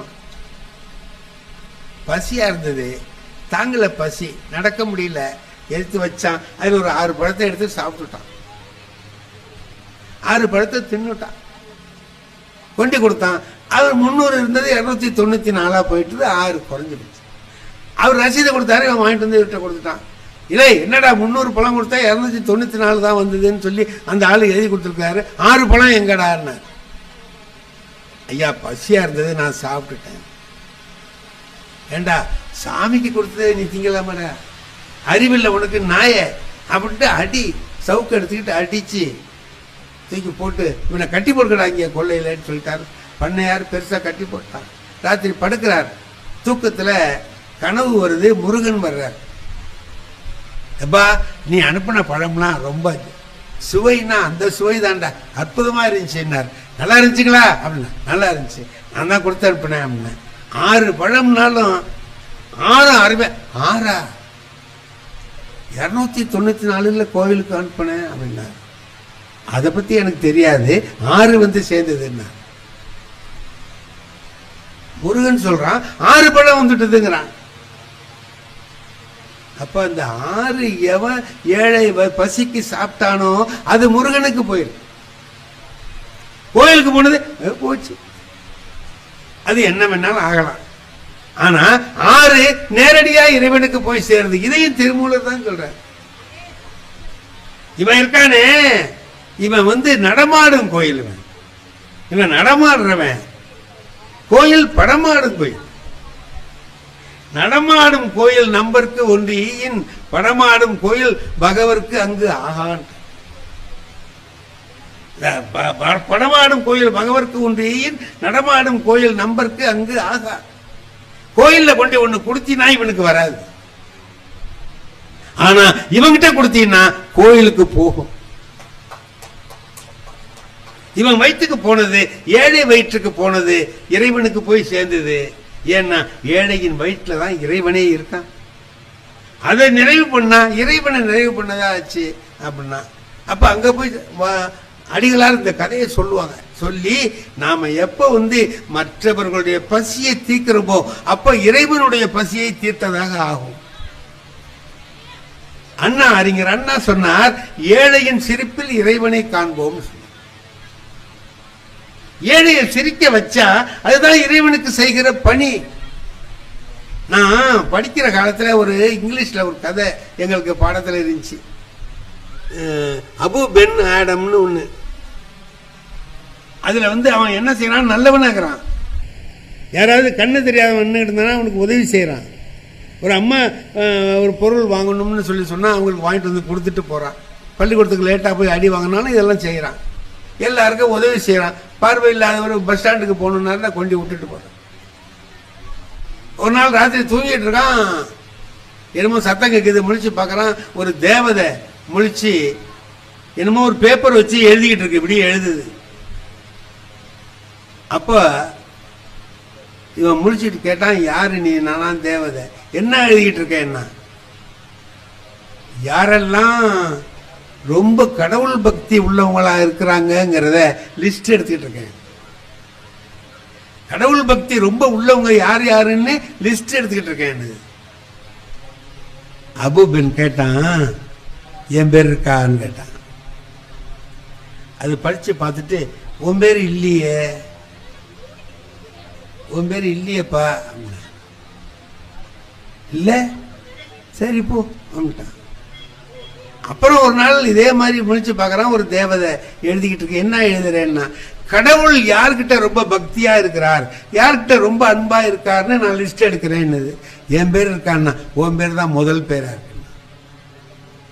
ஏழை எளிய மக்களுக்கு உதவி செய்கிறவனை கடவுள் வந்து கும்பிடுறார். நீ கடவுள்கிட்ட போய் கும்பிடணும், அவர் இங்க வந்து கும்பிடுவார்னா. ஏழை எளிய மக்களுக்கு செய்வது, குடும்பத்தில் இருந்து நல்லது செய்யறது என்ன அப்படின்னா, ஒரு பெரிய பணக்காரர் இருக்கிறார், பெரிய பணக்காரர், நிறைய சாப்பிடுவார், அருமையான சாப்பாடுலாம் சாப்பிடுவார். அவருக்கு ரொம்ப கவலை, தூக்கம் வராது, தவிப்பார், கஷ்டப்படுவார். மத்தியான நேரத்தில் சாப்பிடவும் முடியல, கொள்ள முடியல, அப்படி என்னென்னமோ கவலைகள் இருந்துச்சு அவருக்கு. என்னடா இப்படி இருக்க, இவ்வளவு கோடி கோடியா பணம் இருக்கு, தூக்கம் வர மாட்டேங்குது, மனசுல ஒரு நிம்மதி இருக்க மாட்டேங்குது, என்னடா வாழ்க்கை இது அப்படின்னு நினைச்சுக்கிட்டு இப்படி போறாரு. கொள்ள பக்கமா போய் இப்படி வயல்ல போறாரு. அங்க ஒரு உழவன் உழுதுகிட்டு இருக்கிறான். எப்போ மத்தியானம் வெயில்ல மேல சட்டை இல்லாம தலையில முண்டாசை கட்டிக்கிட்டு ஏர் ஓட்டுறான், ஹாயின்னு தெம்மாங்கு பாட்டு பாடிக்கிட்டு ஓட்டுறான். இவ்வளவு சாப்பாடு சாப்பிட்டோம் கொண்டோம், நமக்கு நிம்மதி இல்லை. இந்த வெயில்ல வேலை செஞ்சுக்கிட்டு என்னடா பாவி இப்ப பாட்டு பாடிக்கிட்டு இருக்கிறான், இவ்வளவு சந்தோஷமா இருக்கானேன்னு நினைச்சுக்கிட்டு இங்க வான்னு கூப்பிட்டார். வந்தான். என்னடா உனக்கு இந்த வேலை வெயில்ல இவ்வளவு கஷ்டப்பட்டுட்டு இருக்க, பாட்டு பாடிட்டு இருக்கேன்னா. அவன் சொன்னான், ஐயா இந்த வேலை செஞ்சு முடிச்சேன்னா 8 ரூபா கிடைக்கும் யான்னு. எவ்வளவு? 8 ரூபா கிடைக்கும்யா அப்படின்னா. 8 ரூபாயா? 8 ரூபாய்க்காடா இந்த பாட்டு போடுற? என்ன 8 ரூபான்னா ரொம்ப லேசா நினைச்சிட்டீங்க. 8 ரூபாயில நான் 4 வேலை செய்வேன்னா. என்னடா 4 வேலை செய்வேன்? ஐயா நானும் என் பொண்டாட்டியும் சாப்பிடுவோம், 2 ரூபா செலவாகும். சரி, ஒரு 2 ரூபா முந்தி வாங்கின கடனுக்கு வட்டி கட்டுவேன், இன்னொரு 2 ரூபா வட்டிக்கு கொடுப்பேன். 6 ரூபா ஆச்சுங்களா? ஒரு 2 ரூபா தர்மம் பண்ணுவேன், சாப்பிடுவேன், படுப்பேன், தூங்கிடுவேன், மறுநாள் காலையில் வந்து வேலை செய்வேன். 8 ரூபா இப்படின்னு வரிசையா வரும். என்னடா வட்டிக்கு கொடுப்பேன், வட்டி கட்டுவேன்னு சொல்றியே, என்னடா அவனுக்கு புரியலையப்பான்னார். ஒன்றும் இல்லைங்க, நானும் என் மனைவி சாப்பிட்றதுக்கு 2 ரூபா செலவாகும். சரி, என்னமோ வாங்கின கடனுக்கு வட்டி கட்டுவேன் நீ. ஆமா, எங்க அப்பாவும் அம்மாவும் எங்க வீட்டில் இருக்காங்க, அவங்கள காப்பாத்திட்டு இருக்கேன், வயசானவங்களை, அதுக்கு 2 ரூபா செலவாகுது. அவங்க எனக்கு செஞ்சாங்க முந்தி, அதுக்கு நான் இப்போ வட்டி கட்டிட்டு இருக்கேன். 2 ரூபா வட்டிக்கு கொடுக்குறேன். எனக்கு 2 பிள்ளைங்க இருக்குங்க, அதுகளை படிக்கிறதுக்கு செலவு பண்ணிட்டு இருக்கேன், அதுக்கு 2 ரூபா செலவாகுது, அது வட்டிக்கு கொடுக்குறேன், நாளைக்கு அவன் எனக்கு கொடுப்பான். தர்மம் பண்றேன்னு சொன்னேன். எங்க அக்கா திருமணம் பண்ணி கொடுத்தோம், அவங்க வாழ்க்கையில கஷ்டமா போச்சு, இப்ப அவங்க பிள்ளையோட சேர்த்து இங்க வந்திருக்காங்க, அவங்கள நான் வச்சு காப்பாத்துறேன், அதுக்கு 2 ரூபா செலவாகுதுன்னா. இது நான் செய்யற தர்மம், என்னால முடிஞ்ச தர்மம் இது. அப்ப அவன் நினைச்சான், ஒரு 8 ரூபா தான் வருது அவனுக்கு, ரொம்ப வரல, நம்மகிட்ட 8000 கோடி இருக்கு, கவலையா இருக்கு. அவன் 8 ரூபாயை வச்சுக்கிட்டு இவ்வளவு சௌரியமா என்னென்ன காரியத்தை செஞ்சேன், சௌரியமா போச்சு, என் கடமை முடிஞ்சதுன்னு நினைச்சுக்கிட்டு சந்தோஷமா இருக்கானே, இது நமக்கு தெரியலையேன்ட்டு பாருங்க. வாழ்க்கை என்பது நாம நம்முடைய வாழ்க்கையை எல்லா வகையிலும் நாமே அனுபவிக்கணும்னு. என்ன ஒருத்தன் கேட்கிறான், உன் மனைவியோட சேர்ந்து சந்தோஷமா இருந்தேங்கிறியே, அந்த இன்பம் எப்படி இருந்ததுன்னு கேட்டான். உலகத்துல யாராலையாவது சொல்ல முடியுமா? இத திருவள்ளுவர் ஒருத்தர் தான் சொன்னார். நீயே சம்பாதிக்கணும்டா, அதுல ஊடு கட்டணும். நான் சம்பாதிச்ச, ஏன்னா நான் சம்பாதிச்ச கட்டின ஊடுங்கிறது வேற, எங்க அப்பா கொடுத்துட்டு போன ஊடுங்கிறது வேற. எங்க அப்பா கொடுத்துட்டு போன ஊடா இருந்தா கரையா முடிச்சாலும் நான் கவலைப்பட மாட்டேன். ஏன்னா அது எவ்வளவு கஷ்டப்பட்டு கட்டினதுங்கிறது எனக்கு தெரியாது. ஆனா நான் சம்பாதிச்சு கட்டினேன் பாருங்க, ஒவ்வொரு ரூபாயும் எனக்கு தெரியும்.